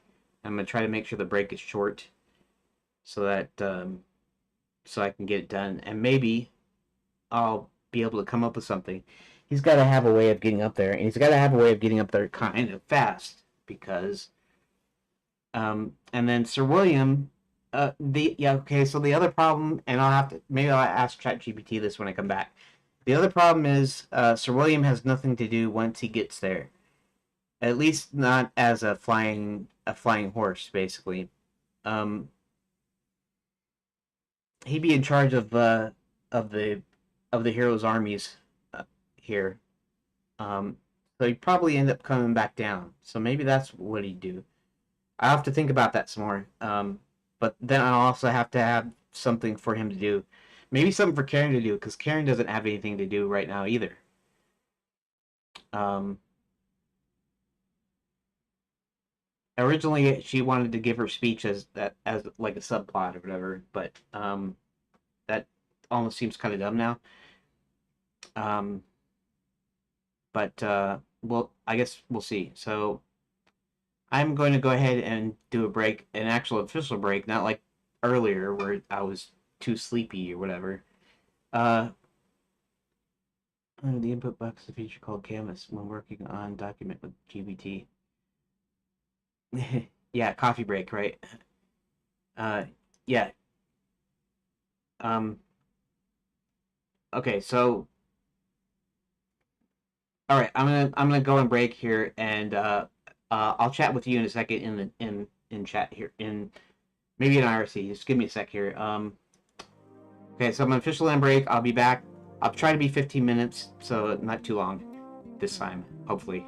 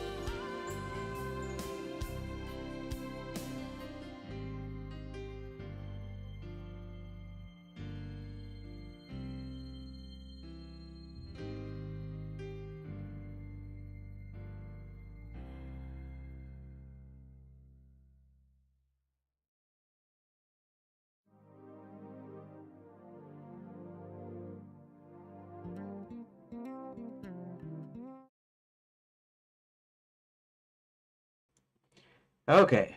For a second there, the sound didn't seem to be working, but I got that squared away. It started working again. Okay.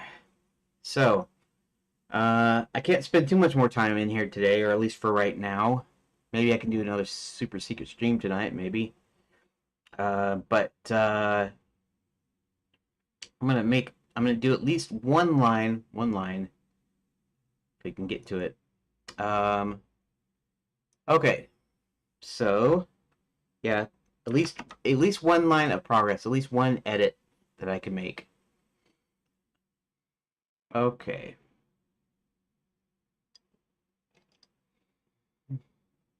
Um, he might need Max's help. Let's see here.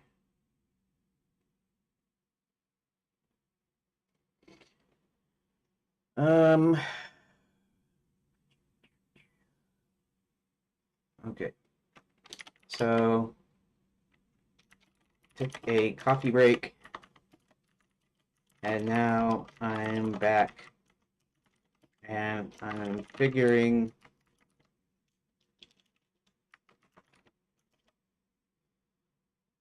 Sir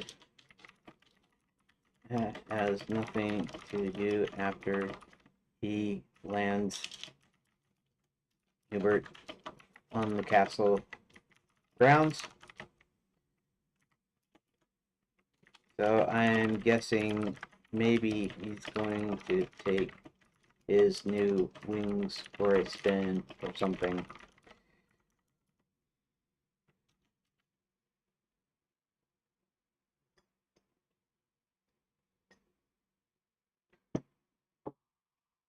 Um,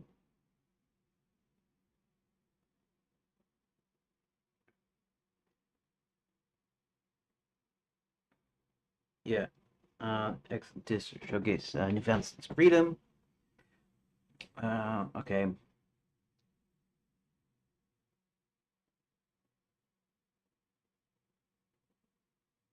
Okay.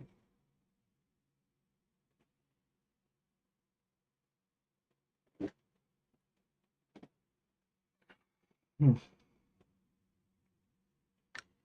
Well, I figure, so Hubert has got to go find Violet in order to retrieve his full magic, full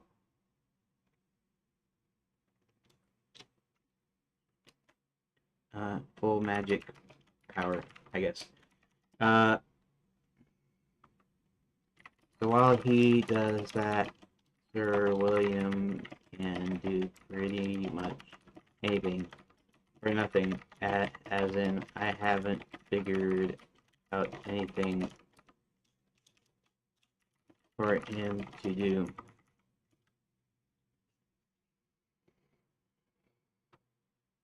Um,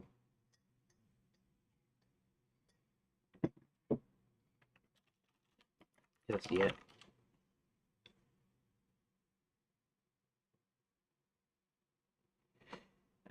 Could explore the surroundings. Okay, train with new wings.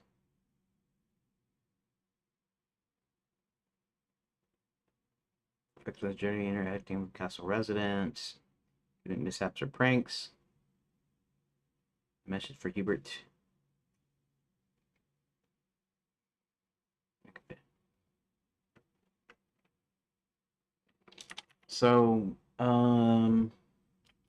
we still have the Black Knight to deal with. Maybe the Black Knight doesn't come up to the castle, but maybe something else happens while Sir William is out and about.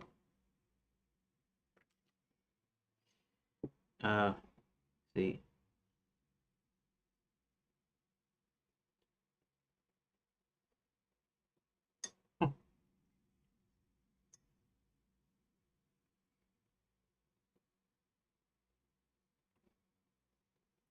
Gather information. Sir William encounters other cursed creatures.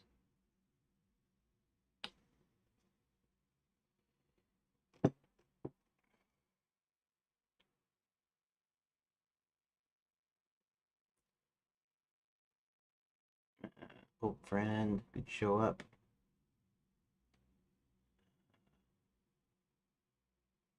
Natural phenomenon causes havoc.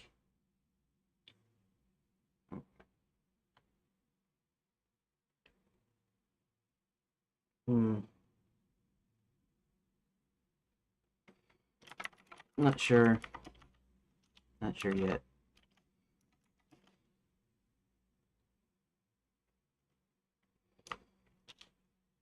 Eventually, Hubert will have all of his magic and will restore Sir William to his former human self, where he will take command of the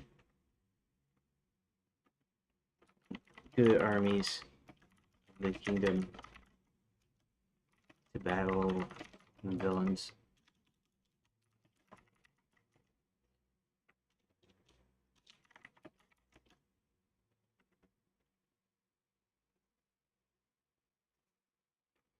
So, Sir William and the Black Knight will need to face off at some point.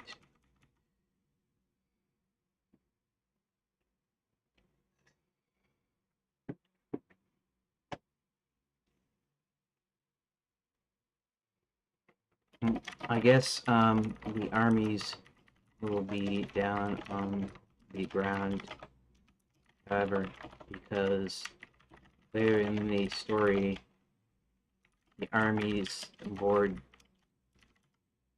commandeered flying trains.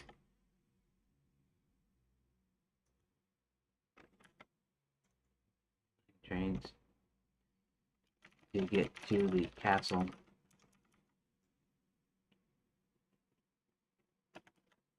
And thus the Black Knight can track him once more.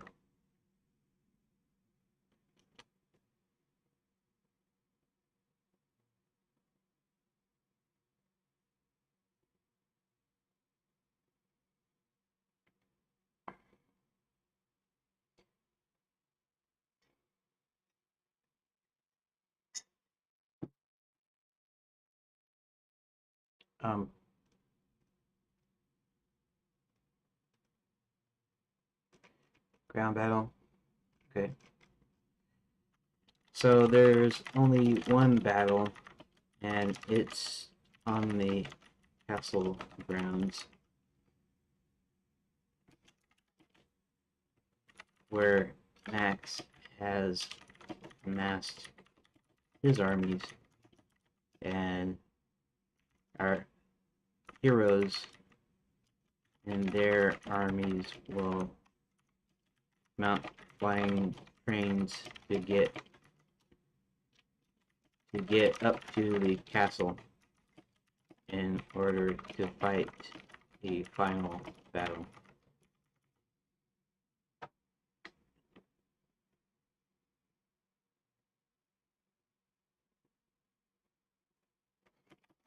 I suppose Sir William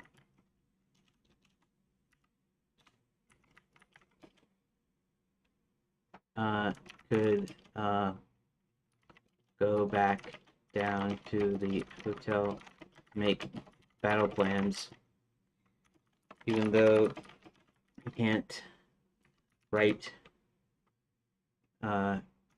He can dictate to someone and oversee the plans being designed.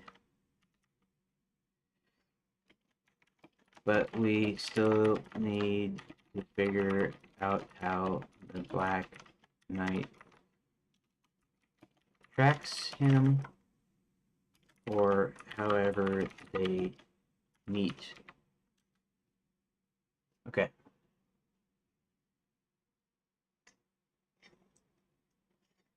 Flying trains to get there, and there are a few ways to work in the Black Knight's pursuit of eventual confrontation.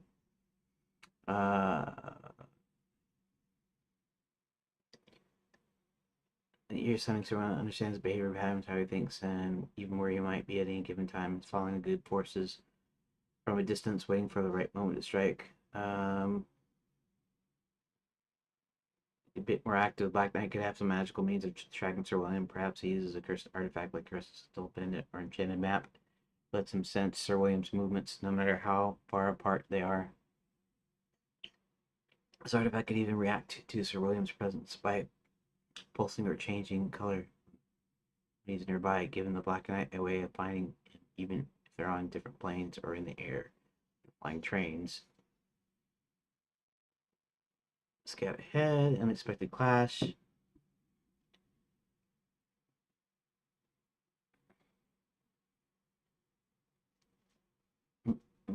Ambush.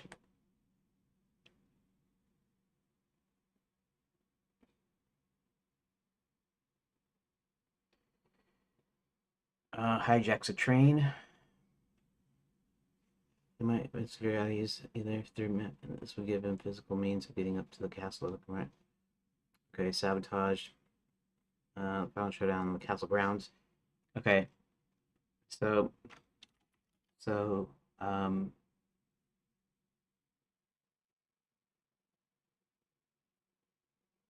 no. Okay.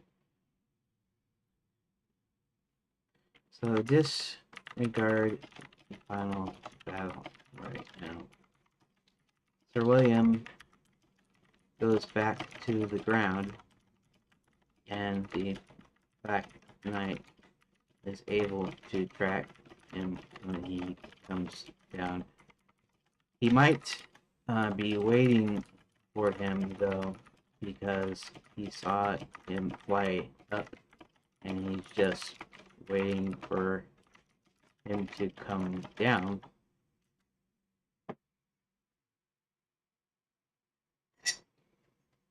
If the Black Knight is simply waiting for Sir William to return to the ground after flying up the castle, okay.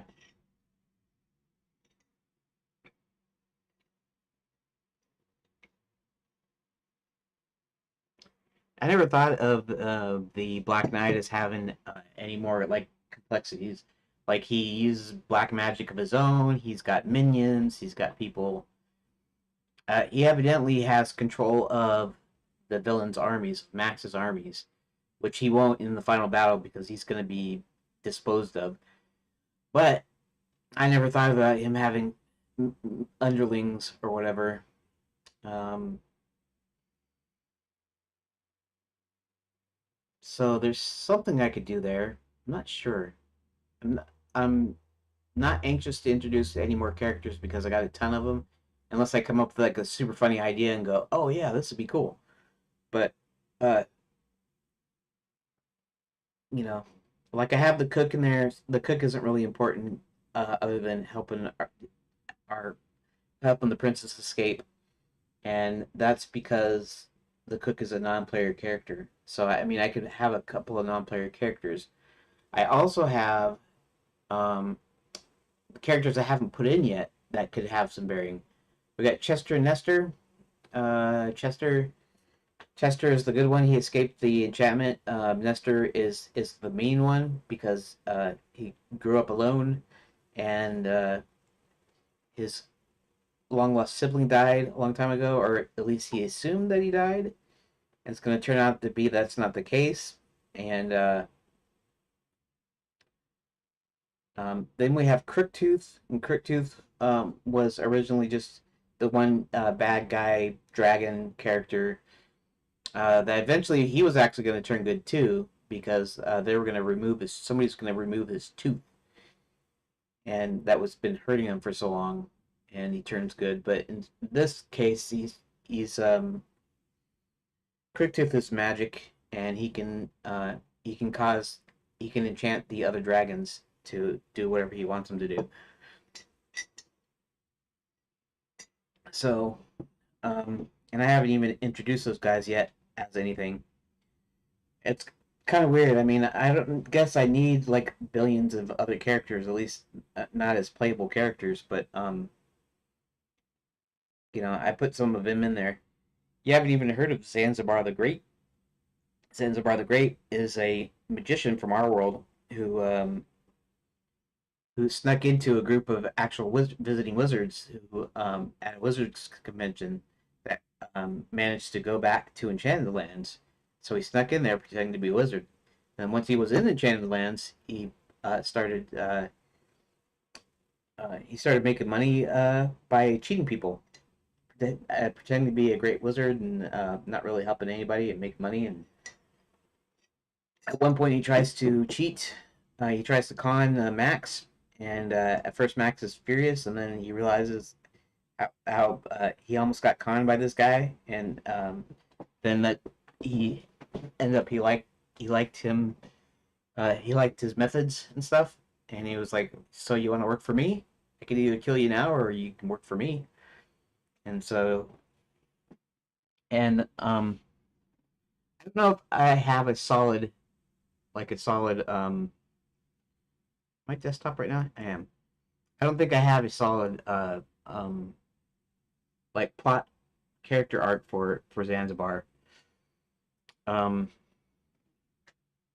like I don't know what Max has him do or whatever, but he can con stuff, so it's got to be useful somewhere. Either that, or I have to cut him as a character. So, uh, okay. You know what? I just thought of something. He has a black charger. That's for the ground.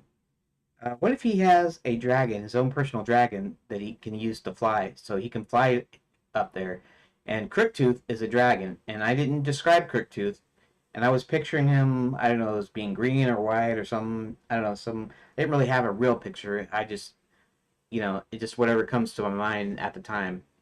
But Crooktooth could be the Black Knight's own dragon. And he can be a black dragon, like an all black dragon to match the Black Knight's armor. And then they could have an aerial battle. That's actually sounds like fun. I think I don't know how that would play in a animated cartoon, comedy fantasy uh, game, but still might be cool. It might be just a cutscene. It might be I don't know, something. It's actually a good way to introduce Crooktooth because Crooktooth can be in there. Um, I don't really have a profile for him. I could make up a profile later, maybe. Maybe I could revisit because I uploaded the documents and I'll have ChatGPT use my format, read all my profiles, and then come up with its own profile that sounds like I wrote it. I mean, that's kind of a good use of ChatGPT if it's able to write like me based on what I already put in there. Okay, well, okay.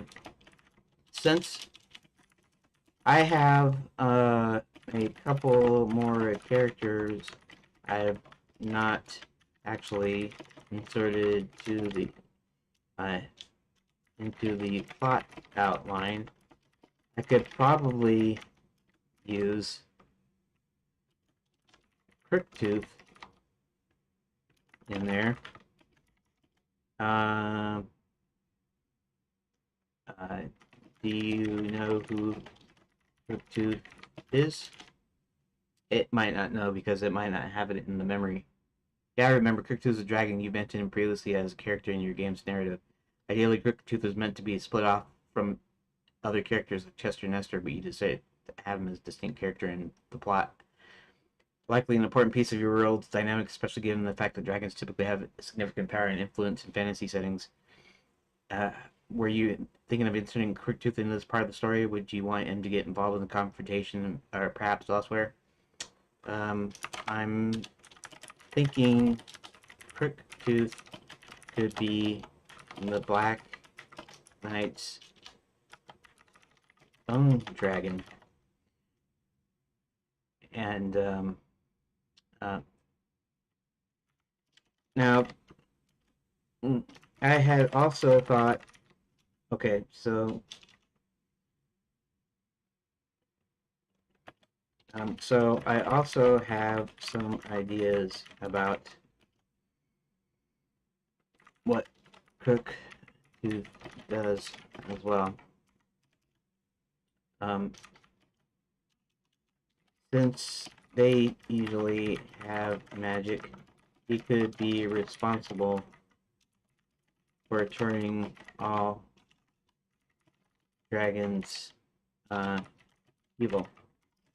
Because the idea of enchanted lands is for someone to take a magical vacation.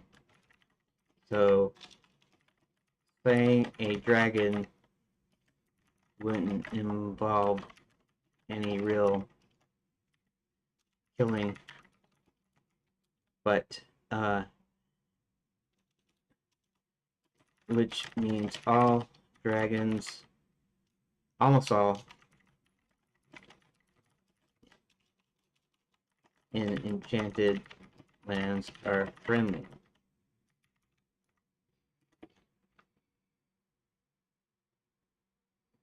Um,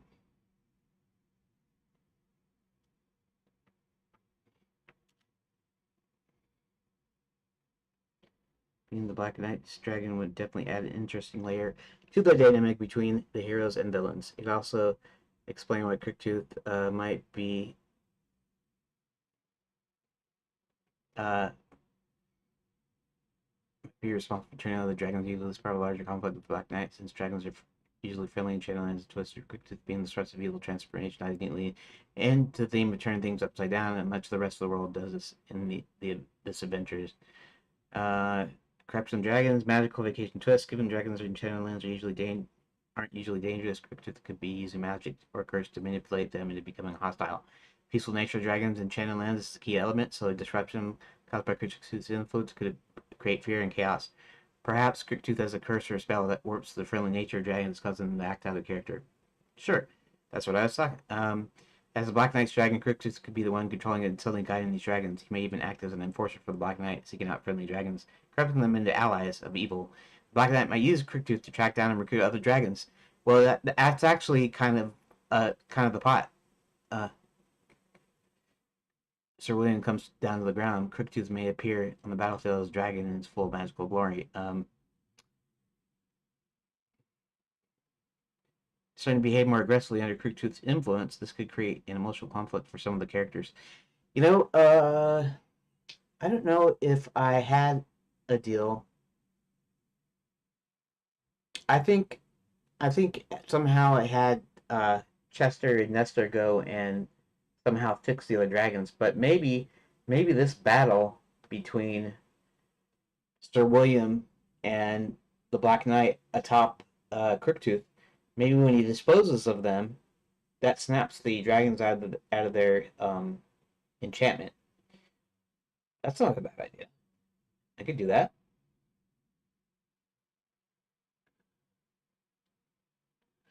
Um,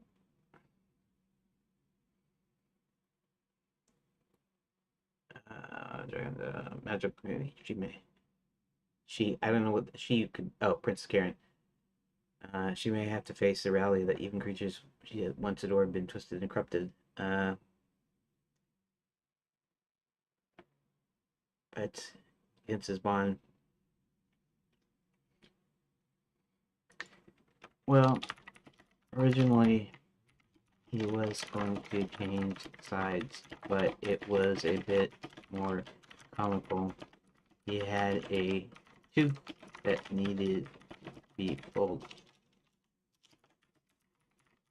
I then separated him into Chester and Nestor.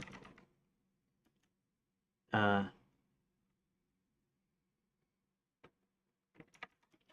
so I think I'll just leave him, but um, maybe Sir William and Black Knight could have a duel in the air. Sir William, still as a unit, unicorn that can fly, and the Black Knight atop to when Sir William manages to outsmart them and disposes of the Black Knight, all the other dragons snap out of their enchantment.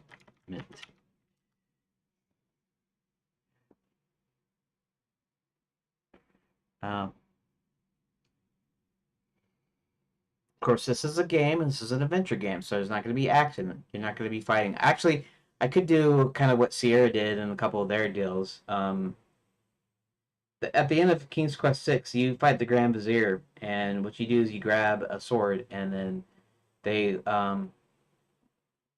show, okay, so they show both um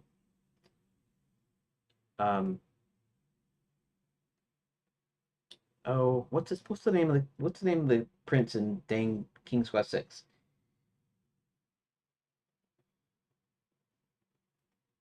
Uh Alexander, of course. I had to remember that. Okay, if you have the disc version of King's Quest 6, a little opening dialogue, the the dialogue in the CD version is a little slightly better, but the one in the disc is kind of horrendous. Alexander, I feel so alone. The acting is really terrible. Um, so okay, I know this is not really important or anything, but here let's see if I can find it here on YouTube.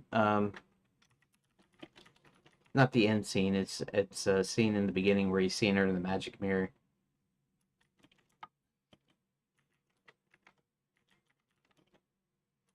See,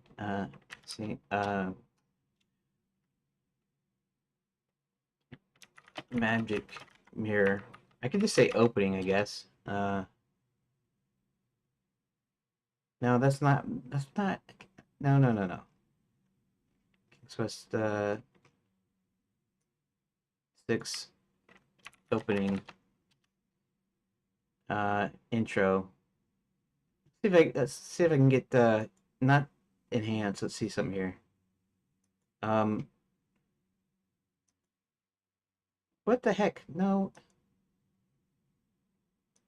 Pause. That, and then let's see if I can. There we go. Here. And let's turn on the. Here. Pardon me. Let's turn on the desktop audio for just a real quick. This is funny. For anybody that's listening, and maybe nobody's here listening, but they'll see it on the stream when they watch it later. Here.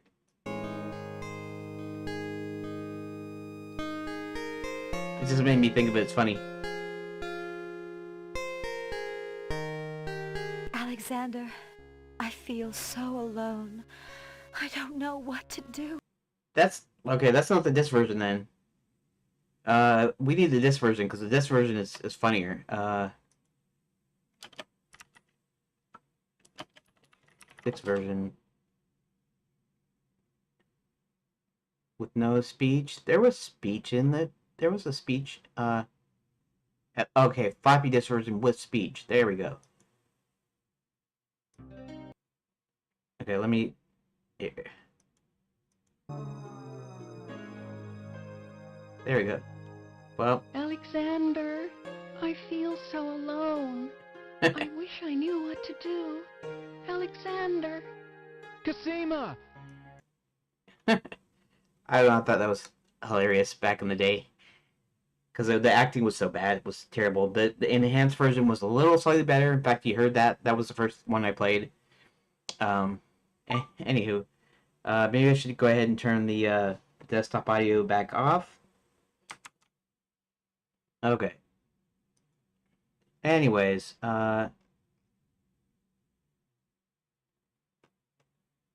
originally, they're gonna leave it surveillance.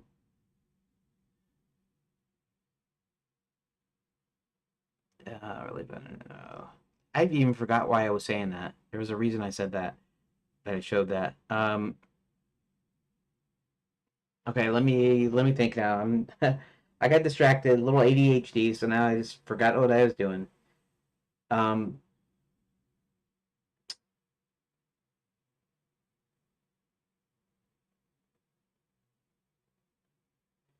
I was why? Oh, okay. So I was explaining what happens at the end of, and I could actually show it to you here. Let's. In fact, why don't I show it here? Well, I don't know. Maybe I get in trouble for doing that. Shoot, maybe I get in trouble now. I get pinged for it. I'll just go ahead and tell you instead of Well, actually, I could show you without the audio. That would probably be okay.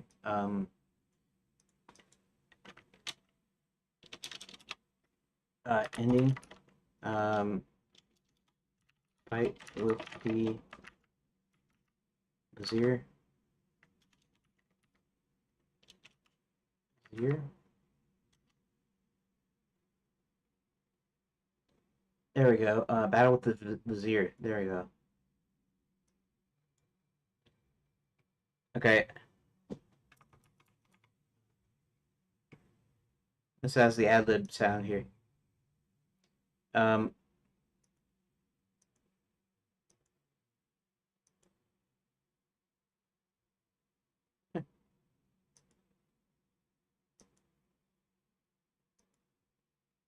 okay, hurry up. Here. I'm not telling you to hurry up. I'm just... Okay, so if you notice here, he picks up the sword, and it's supposed to be an action scene, but this must be an enhanced version though. So because mine didn't have dialogue, I had the floppy disk version.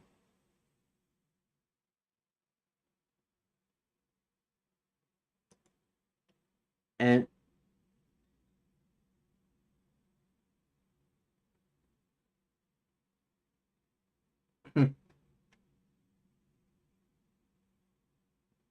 see, and then they have a sword fight. Anyways, you click on them and they do the fight, and then um, that's how you do an action scene in an adventure game. You can make it somewhat interactive. It's like the quick time events in certain games, where you press a key and then it does something. You press a button and it does something. Anywho, um, let's get back. Let me get back to what I was trying to do here. All right. So all I was saying is maybe for this I know the battle is just going to be like a cutscene or something, or part of it's going to be a cutscene, or in fact the face off between Max and John. So you'll do things like you'll get on the catwalk, you'll click on it. It won't be a lot of like it won't be like twitchy or whatever. It'll be just somewhat interactive. It won't even be like a quick time thing. Like you have to do it at a certain time. It'll just be this action happens, you click, this action happens, and it just kind of shows the animation, sort of an interactive cutscene, so to speak. So you're still actually actually interacting with it.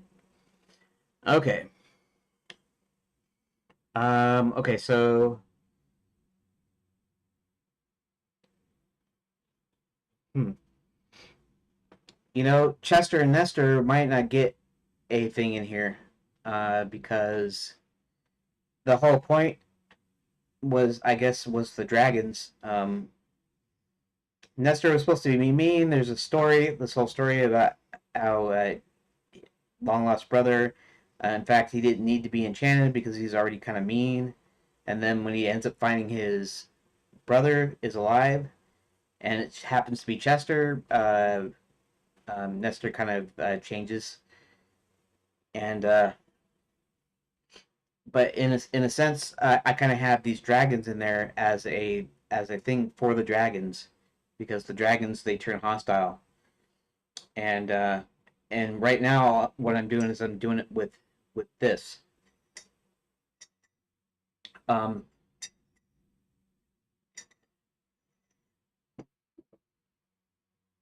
so in a sense, I'm sort of negating Chester and Nestor, which maybe I don't need them anyways. Let's also let me take a stock in how many characters I have on each side too, because it was kind of a big idea to me before to do a thing where there was the same amount of villains as heroes. You don't necessarily have to do that. In fact, it might be good if there are more villains than there are heroes, because then it looks like more like they're underdogs, right? They're the underdogs. They're smaller, right? And that doesn't mean there isn't more like people to help in battle and stuff like that, but just our main guys. So we have we have John, we have Hubert, we have Princess Karen, we have Sir William, we have Roland, we have the Count. Is that the only good ones I have?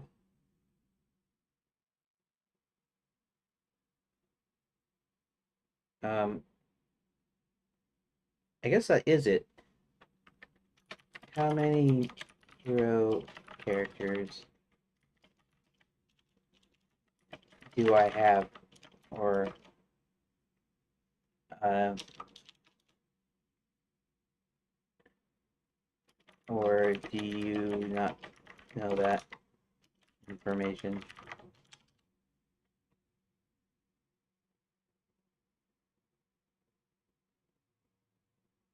7.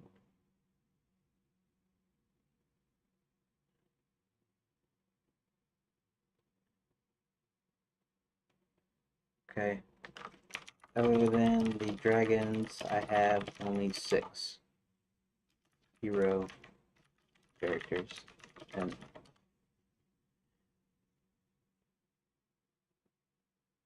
okay.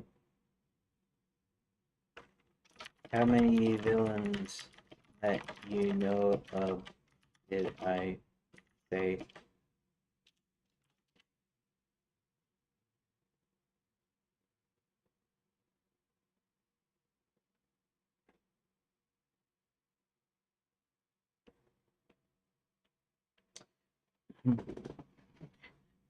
Okay, well, it's probably just not in your memory, and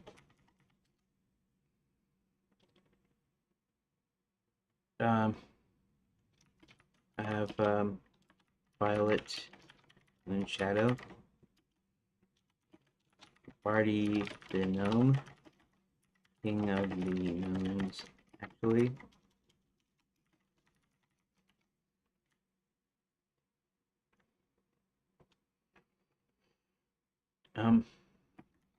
Axes, women,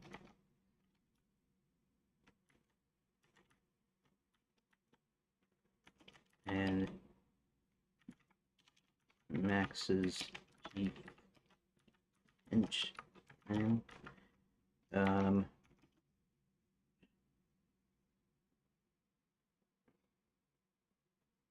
what else? Right?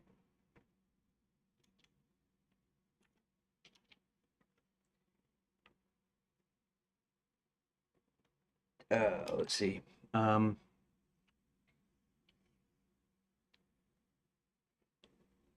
what else do I have in there?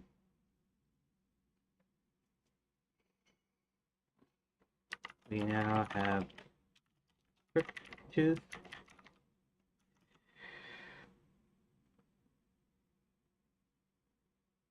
Oh, now Roland's there. Okay, that's 6. Maybe that's the thing. Maybe they didn't have enough bad guys. Bad.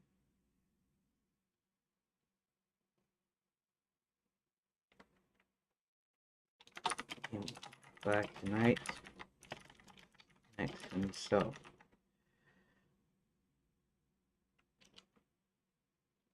Hmm.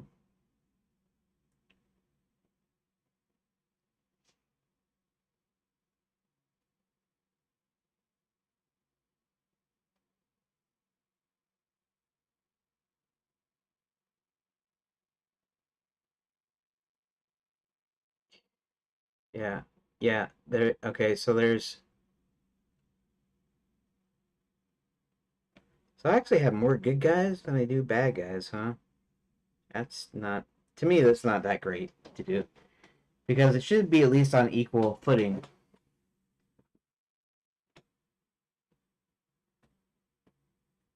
I know, though, that I have Zanzibar, and I'm still not sure about him either.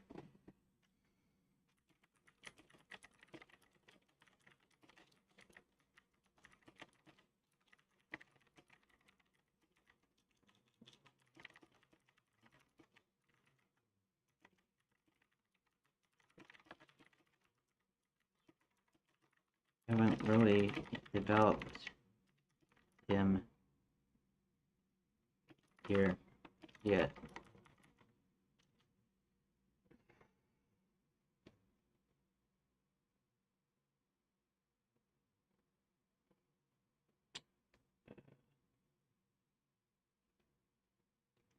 Oh, oh, the Count.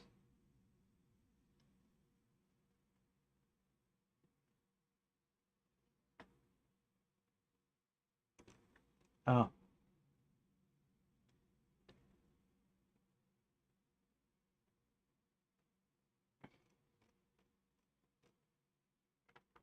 oh, the Count is another good guy.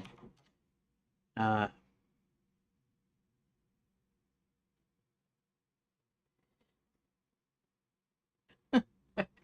oh, now you're just getting it wrong. Uh, okay, so this is the actual lineup here. Heroes: John Thomas, Hubert, halfway, Princess, Karen,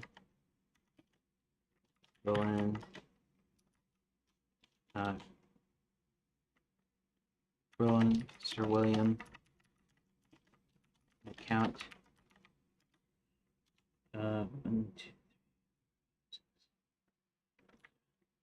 and the Count.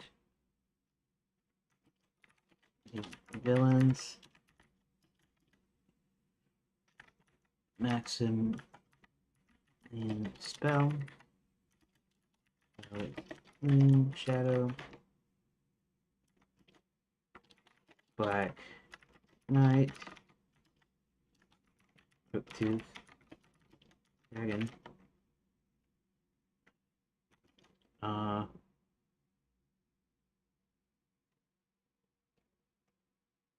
Barty the Gnome, of course, and Barty the Gnome.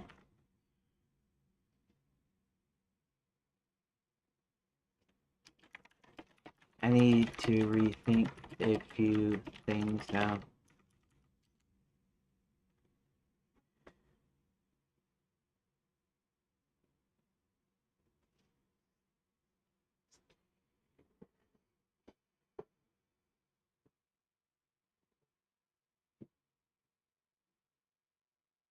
Hmm.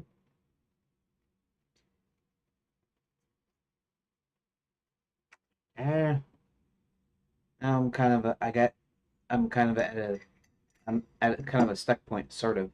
I mean, it's not really. I can continue with what I'm doing,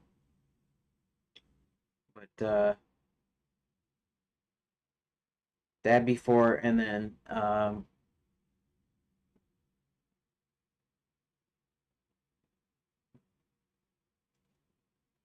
it's okay if there are more villains. Shouldn't be, to me. It's not as good to have more good guys than villains because that kind of makes it unbalanced. If it was at least balanced, they could at least be balanced. That would be one thing. If I put Zanzibar in there, though, Zanzibar would be the sixth, and so they both have six characters in too, anyways. I know it just seems kind of weird to. Let me check my notes again.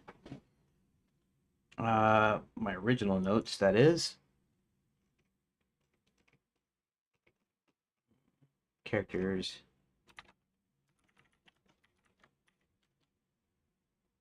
Good guys. John, Hubert, Princess Karen, the Count, Roland, Sir William, Kurt Wolf was in there.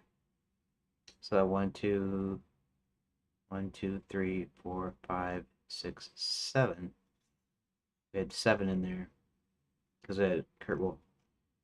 Max, Barty, Crooktooth, Violet, Moonshadow, Black Knight, Zanzibar the Great, and Red Riding Hood.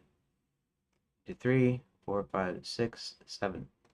And so I actually had 7 here.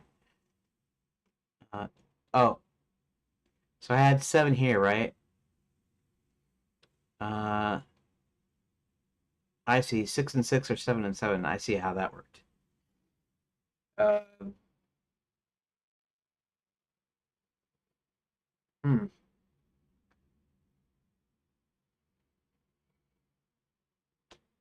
I wonder if I should worry about trying to put 7, 6 or 7 in there.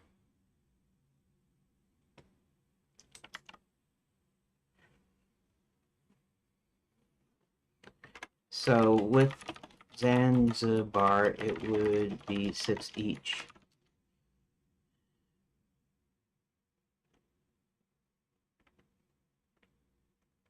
Um, I actually have some notes about him, other than the fact that he, wait, let me check them just a moment.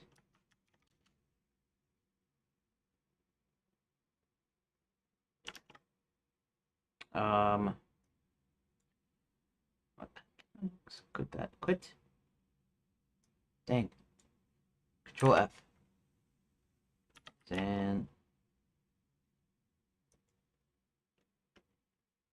Zanzibar. Great.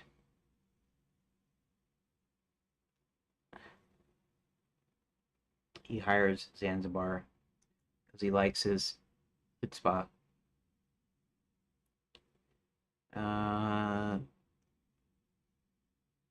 Let alone this Nexus thing. What happened? I pretend to be a real wizard.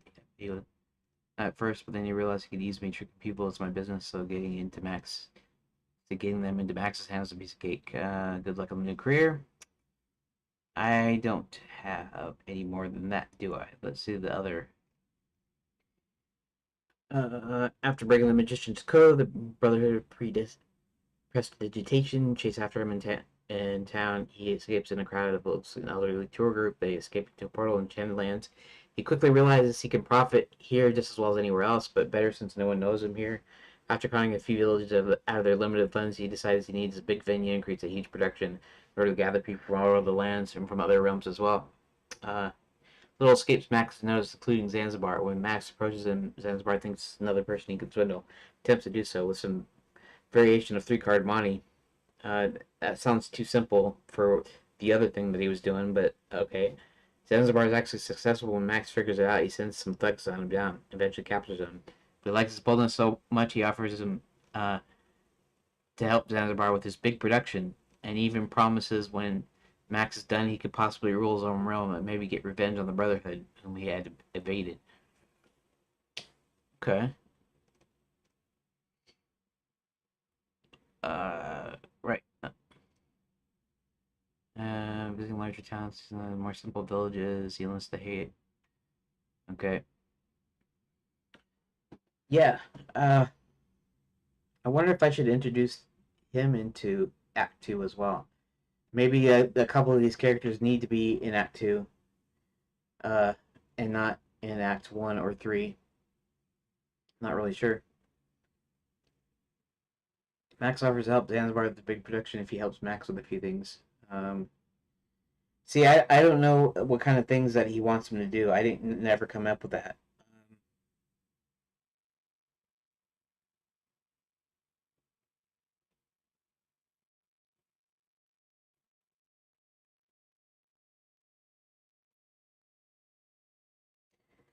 Oh, he manages to escape.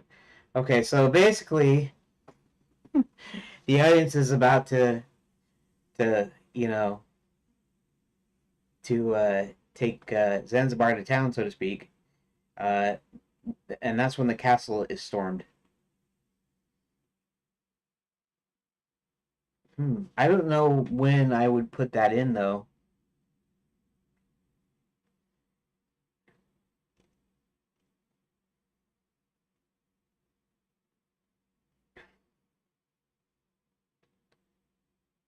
Uh,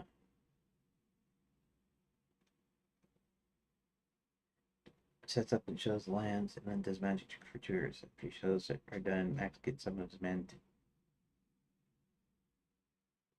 Oh, that's not too bad. Despite rumors,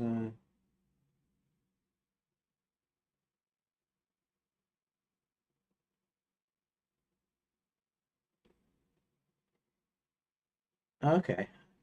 Actually, that's not a real bad idea. I did have a plot and a subplot, but the subplot really wasn't. The subplot was that Max was going to help him with his big show, and but then in a twist, betray him. The main plot is what?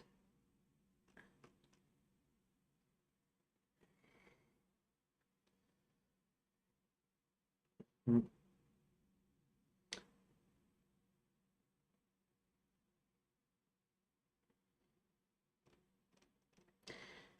I think the idea would be that what he'd do is he'd say, from now on, you're working for me. I'll let you keep everything you make, but you turn over the people, you lure them in, and then I get to take them, basically, and he gets to kidnap them and make them work his mines. And then that's they have this kind of relationship where they do that, and then of course for this really big show that he wants to do, um, that's when he is about ready to betray him. And yeah, that's not a bad idea actually. That's another thing I have to put in here though. But it's like I'm shoehorning stuff in there. But these are all my parts of my original stories, and they were all written to contribute to the main plot. The main plot being Max's control of all the other realms through his giant machine. Okay, okay, I got that. I got that. That's not bad, but I'll have to work him in. So that means even longer time, I guess. What I'm still not so 100% sold on, which I thought it was a good deal at the time, was Kurt Wolf, aka the Cowardly Werewolf, and Red Riding Hood. And she has a name. It's not Red Riding Hood, and but it's something similar. It's like Scarlet something or another. I forget what I came up with the help of ChatGPT. Um, so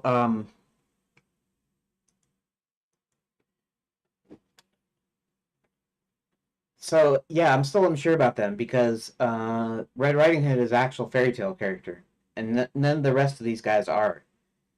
The Cowardly Werewolf is a take on the Cowardly Lion. Um, and part of Max's armies is to get all the werewolves to help him because they can go and attack people or whatever. And he uses Red Riding Hood because her and her grandmother had this scam going where they lure in werewolves, they lure in wolves, and then they take their hides basically. Even though that sounds a little bit dark.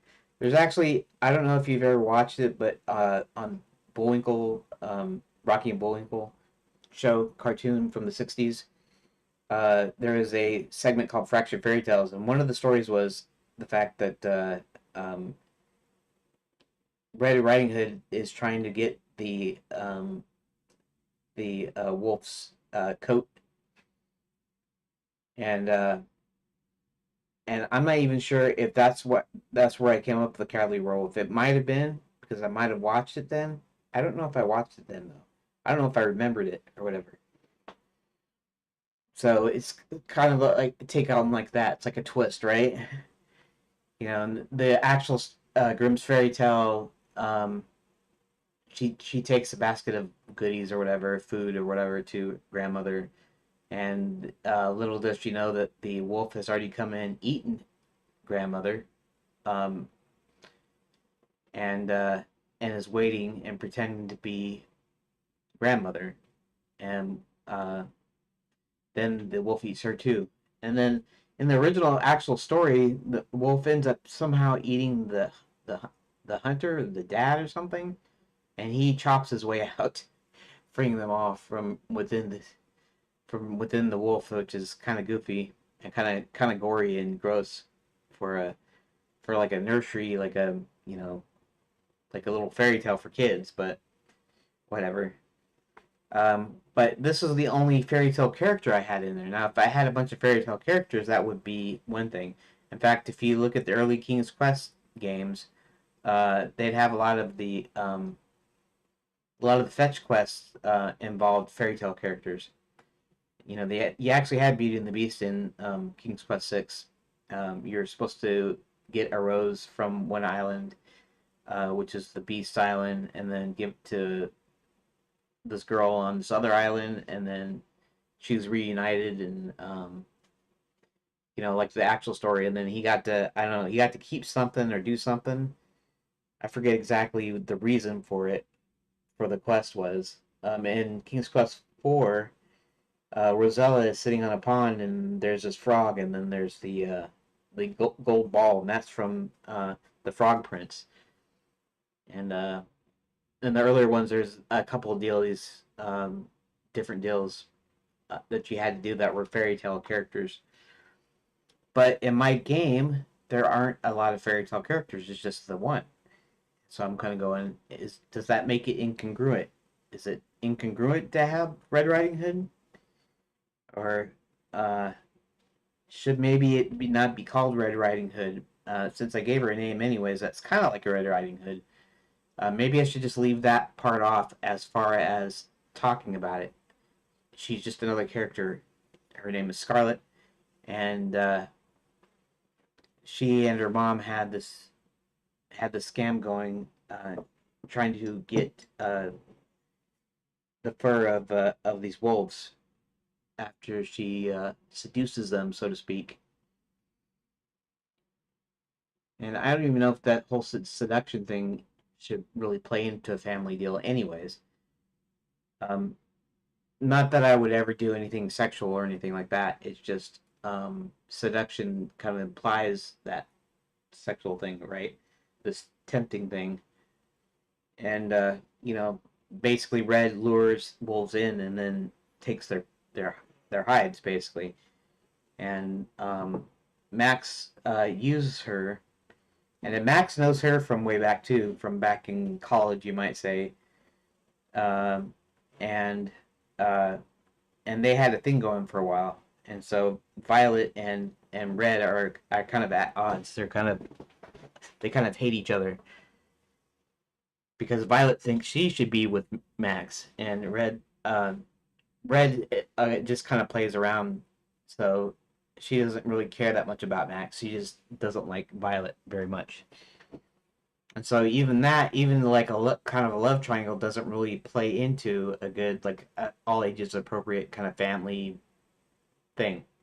You know, this isn't specifically about families, but it's for everybody to be able to enjoy.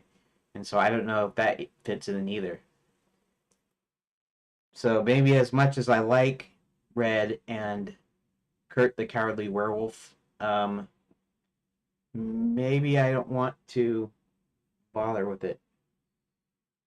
I mean, I have to shove these characters in here anyways, and what I mean is in the plot outline, because I don't have a one main plot. That's what I'm doing now. That's what this thing is over here. I think it's already 5 o'clock, and I didn't add one single thing. At least I came up with something. I'm gonna have to put in something just to put it in, just so I can make progress. Um, okay, so the Black Knight manages to track. Oh yeah, and then Nestor and Chester. Um, you know, I don't know if okay, let's see something here. Chester, Chester. escaped enchantment. Chester has best stay away from his bully. Okay, beat up by Sirloin. Apparently beaten up. Uh,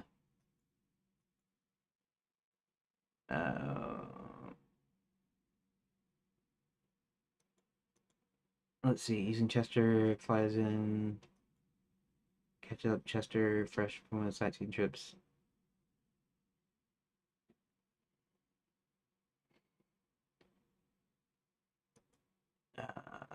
Chester. Find a way to release the dragons from enchantment to become from the nest of the main dragon and his bully. So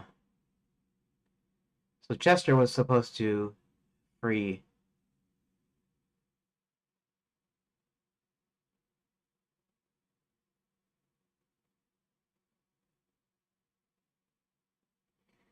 Um, Actually, I might be able to work this in. Okay, so Sir William is a unicorn and he's able to fly.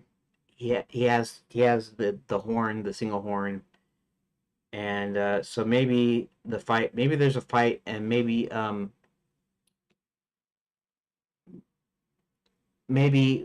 Sir William is then able to beat Crooktooth and the Black Knight by himself.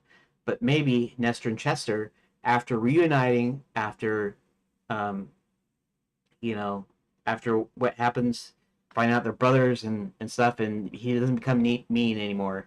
Maybe they help him out too, and that's not a bad idea. In fact, I think I'll do that.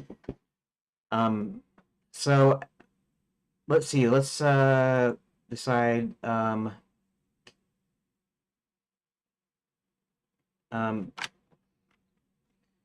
Looks like I need to go now. I'll chat later. If it means anything to you, whether we chat now or later.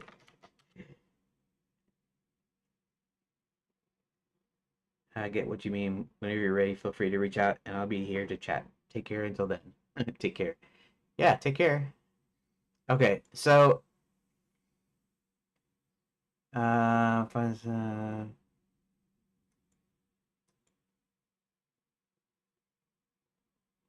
Sir William stretched on wings. Black Knight looked in the direction and sees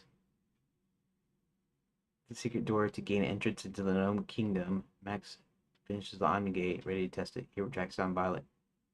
While Sir William goes off to find the. He's not going to go off to find the Black Knight. He's goes back down to the ground to make battle plans.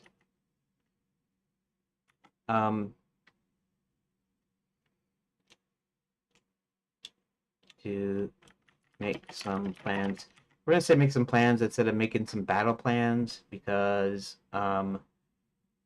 they don't know that there's going to be a battle. There's probably going to be a battle. The idea is um, until we figure out. Well, I don't know. Maybe by this time they do know, and that's why they do. We'll just say to make some plans. Uh,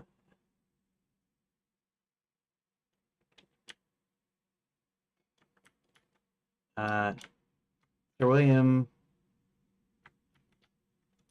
decides to go back to the Count's hotel. Okay, we'll do that. Will and John surprise Violet. Guards alert to Hubert's presence, chase him to the train station. Now we're gonna add in here. While Sir William is flying, a huge black dragon swoops out from the sky and hits him full on.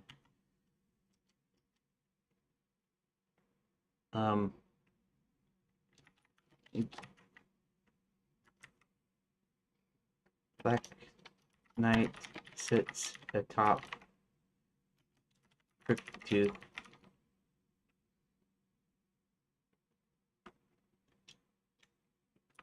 His black dragon.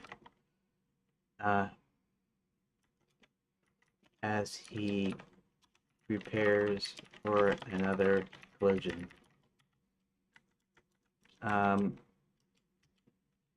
Sir William, after falling a bit, regains his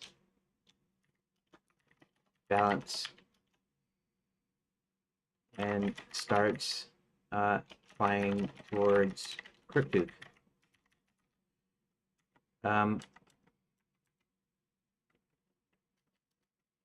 Sir William gets a few hits, but doesn't do much damage. Crooktooth as Crooktooth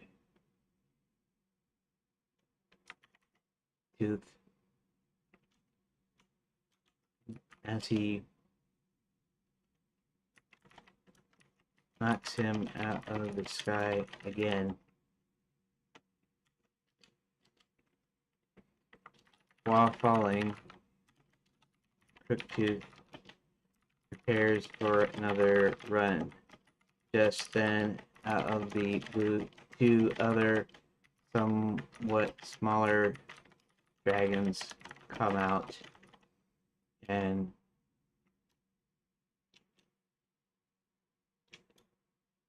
while falling, Crooktooth prepares for another run. And then out of nowhere comes two other dragons.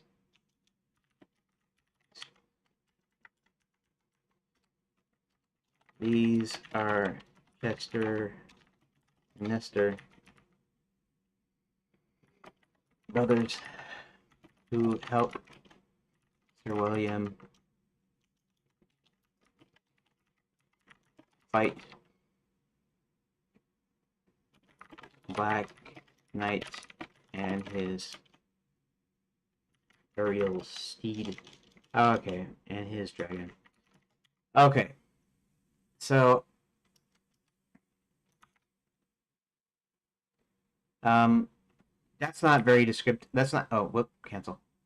That's not a That's not an event though. Help him fight back. That's just. So I'll have to reformat that. Let's go ahead and update it. Okay, and then let me do a quick boy. Act 2 is getting pretty unwieldy now. It's getting pretty unruly. That's okay though, because like I said, I have to streamline it first, and then if it looks like it's too heavy as far as line count, like I'll judge the line count.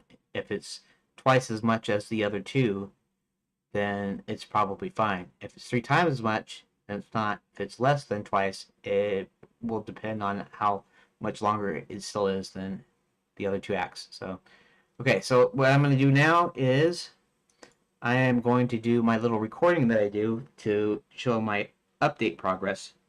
It's not going to be very long, and so bear with me as I read some of this off.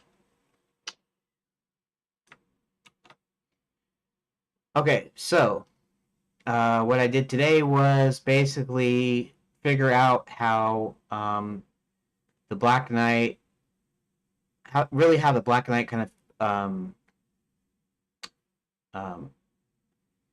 how he catches up to Sir William and our heroes. So as you remember, he was following them when they went to the Baptism Belfry Hotel. They actually went into the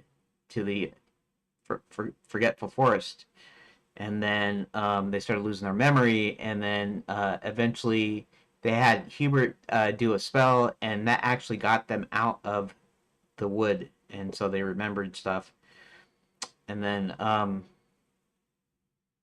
so so this is partly what I did. Writes up, okay, Black Knight, Brent looks back.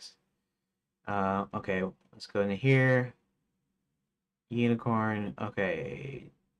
Loses fingers, rolling walks Count replies, he's supposed to show up here. They rode them back to Belfry. They travel there. The Count mentions Roland. They bring him here. They formulate a plan. Hubert sends Roland and John into the mines. He tells Sir William that they're going to have to infiltrate the administration castle. Because at this point, Hubert has disenchanted him, Sir William, a little bit so he can talk in human speech. And so he talks about them. Then he finds the dwarf's magic focuser disc and then casts a spell on Sir William, hoping to turn him into a bird. Oh, yeah, okay. I decided I was going to remove the focuser disc thing because this relies on half of his magic, okay? So he starts growing wings and then starts flapping them to achieve and lift. Sir William tells Hubert to hop on. They'll fly to the castle. Black Knight looks in the direction of the dwarf mines and sees a flying unicorn with a wizard atop flying upward. Okay, so then all this stuff happens with that. Hubert tracks down Violet and confronts her while Sir William decides to go back to the Count's hotel. Okay, then there's this stuff. Violent present. Guards alerted to Hubert's presence. While Sir William is flying, a huge black dragon sweeps out from the sky and hits him full on. The Black Knight sits atop Crooktooth's black dragon as he prepares for another collision. Sir William, after falling a bit, regains his balance and starts flying towards Crooktooth. Sir William gets a few hits but doesn't do much damage to Crooktooth as he knocks him out of the sky again. While falling, Crooktooth prepares for another run, then out of nowhere comes two other dragons. These are Chester and Nestor brothers who help Sir William fight the Black Knight and his dragon. And that's really all I got. I didn't get that much done today because I was partly sleepy earlier, and I just couldn't think of how to introduce and how to mesh these in together. But with the help of ChatGPT, I managed to get some ideas and to get a few things going. So that's where we're at right now. Okay, so that will be it for today, I think. I guess I want to thank everybody who has listened or watched for doing so. And I will probably, I'm deciding, I'll be editing tomorrow, being that it is tomorrow Saturday. Not sure if I'll be live streaming it, because I realize it's just one person right now, but I don't have that many people watching anyways, and somebody was saying, what's the point of, streaming me editing other live streams, and I kind of get it, understand it's kind of boring. I could be kind of boring. I could make it a little bit more interesting by talking through it. I mean, I could talk about stuff.